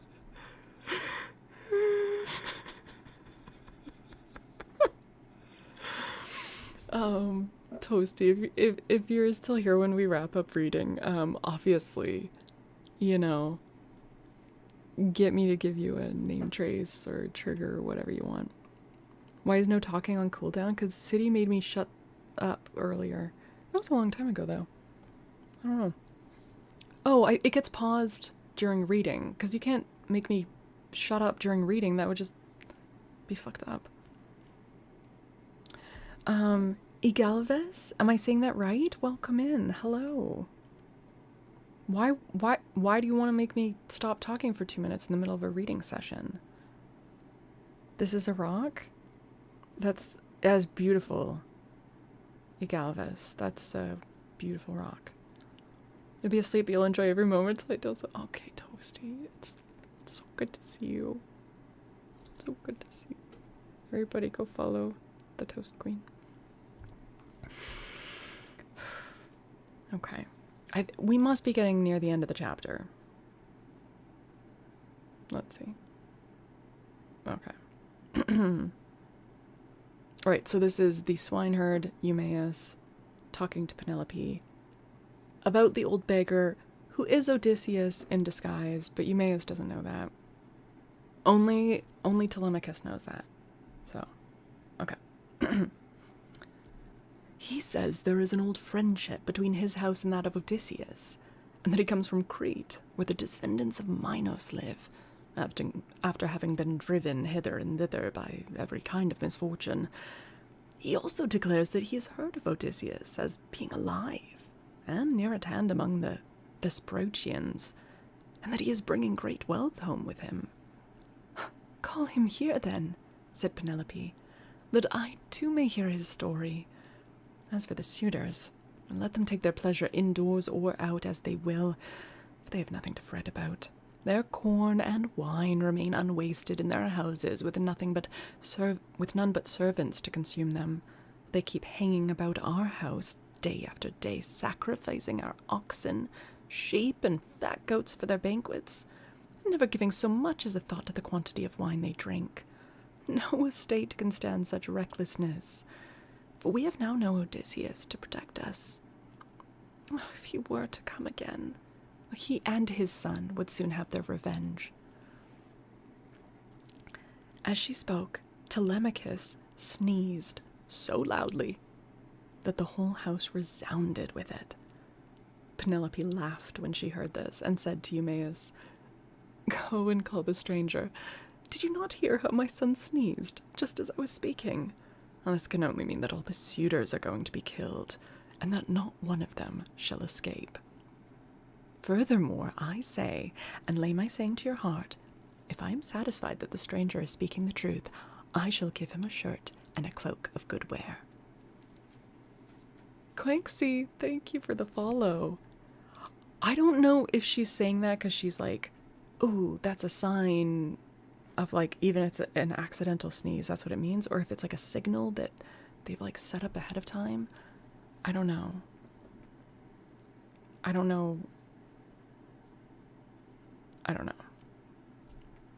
When Eumaeus heard this, he went straight to Odysseus and said, "Father stranger, my mistress Penelope, mother of Telemachus, has sent for you, as she is in great grief, but she wishes to hear anything you can tell her about her husband. And if she is satisfied that you are speaking the truth, she will give you a shirt and cloak, which are the very things that you are most in want of. As for bread, you can get enough of that to fill your belly by begging about the town and letting those give that will." "I will tell Penelope," answered Odysseus, "nothing but what is strictly true. I know all about her husband, and have been partner with him in affliction. But I am afraid of passing through this crowd of cruel suitors, for their pride and insolence reach heaven. Just now, moreover, as I was going about the house without doing any harm, a man gave me a blow that hurt me very much, but neither Telemachus nor anyone else defended me. Tell Penelope, therefore, to be patient and wait till sundown.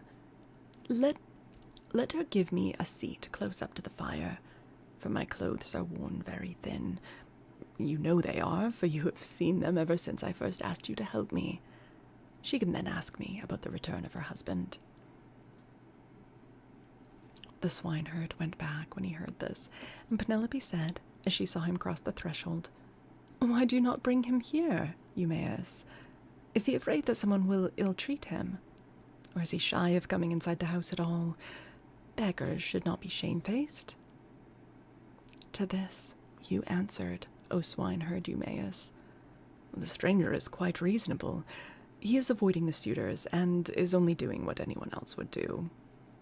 He asks you to wait till sundown, and it will be much better, madam, that you should have him all to yourself, when you can hear him and talk to him as you will." "The man is no fool," answered Penelope. "It would very likely be as he says, for there are no such abominable people in the whole world as these men are." When she had done speaking, Eumaeus went back to the suitors, for he had explained everything. Then he went up to Telemachus and said in his ear, so that none could overhear him, "My dear sir, I will now go back to the pigs to see after your property and my own business. You will look to what is going on here, but above all be careful to keep out of danger. There are many who bear you ill will. May Zeus bring them to a bad end before they do us a mischief." "Very well," replied Telemachus. "Go home when you have had your dinner, and in the morning come here with the victims we are to sacrifice for the day. Leave the rest to heaven and me." On this Eumaeus took his seat again, and when he had finished his dinner, he left the courts and the cloister with the men at table and went back to his pigs. As for the suitors, they presently began to amuse themselves with singing and dancing, for it was now getting on towards evening. End of chapter. Have we read the 100 Acre Woods? We have read several Winnie the Pooh stories. Yes. Not all of them. Not all of them. Oof.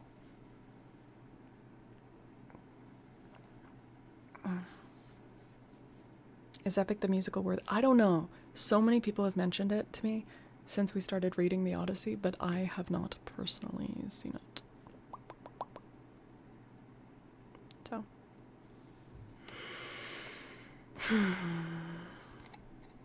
So. I am looking... Okay, so obviously I want to see what happens next. But we have been streaming for 3.5 hours. And I think the next chapter is a long one. And Tuesday nights we tend to usually not do as long of a stream because I also do an afternoon stream on Tuesdays. We already streamed for, I don't know, 2.5 hours earlier today. You did not fall asleep twice during the... Oh, Sean. Well, I hope you got some good snoozing in there. Yeah, I'm thinking we wrap up the YouTube stream. And what time does that start again? 3 p.m. Pacific time. Sometimes I'm a bit, a few minutes late, but I try to make it on time for 3 p.m. Pacific time. And then we usually go till around 5:30. And then I go offline. And then I'm back at 8 p.m. Pacific time on Twitch. And then I try to be live on YouTube for the reading portion around 9:15, 9:30 Pacific time. So, yeah. And yeah, often on other nights we might do longer streams as long as my spine isn't hurting too much. On Sunday we went for like 7 hours. But yeah, Tuesday nights are usually shorter. So, let us wrap up on YouTube. Thank you to everyone who has been watching on YouTube. I really, really appreciate it. It genuinely helps so much. Even if you're like mainly watching on Twitch and chatting on Twitch, just like having the YouTube stream open, like lurking over there, genuinely helpful for building up the watch hours, which I need to be able to apply for the YouTube Partner Program. So, yeah, really appreciate it. Also, you know, if you want to drop a like after the stream ends and it becomes a VOD, that's really helpful. And, you know, of course, if you have not subscribed to either or both of my YouTube channels, that would also be very, very, very helpful and so appreciated. As for when we will be back live on this YouTube channel, that would be Thursday evening, around the same time, around 9:15, 9:30 Pacific time. We should be live reading. Yeah. Yay! You just liked the YouTube live? Thank you so much. Thank you, thank you, thank you. We will continue on a short while longer on Twitch. Probably not more than half an hour. But I want to, you know, do some name traces and triggers and wrap up and raid out and everything. So, yes, we will do that. Okay, so bye YouTube. Thank you everyone on YouTube, and I will see you in a couple days.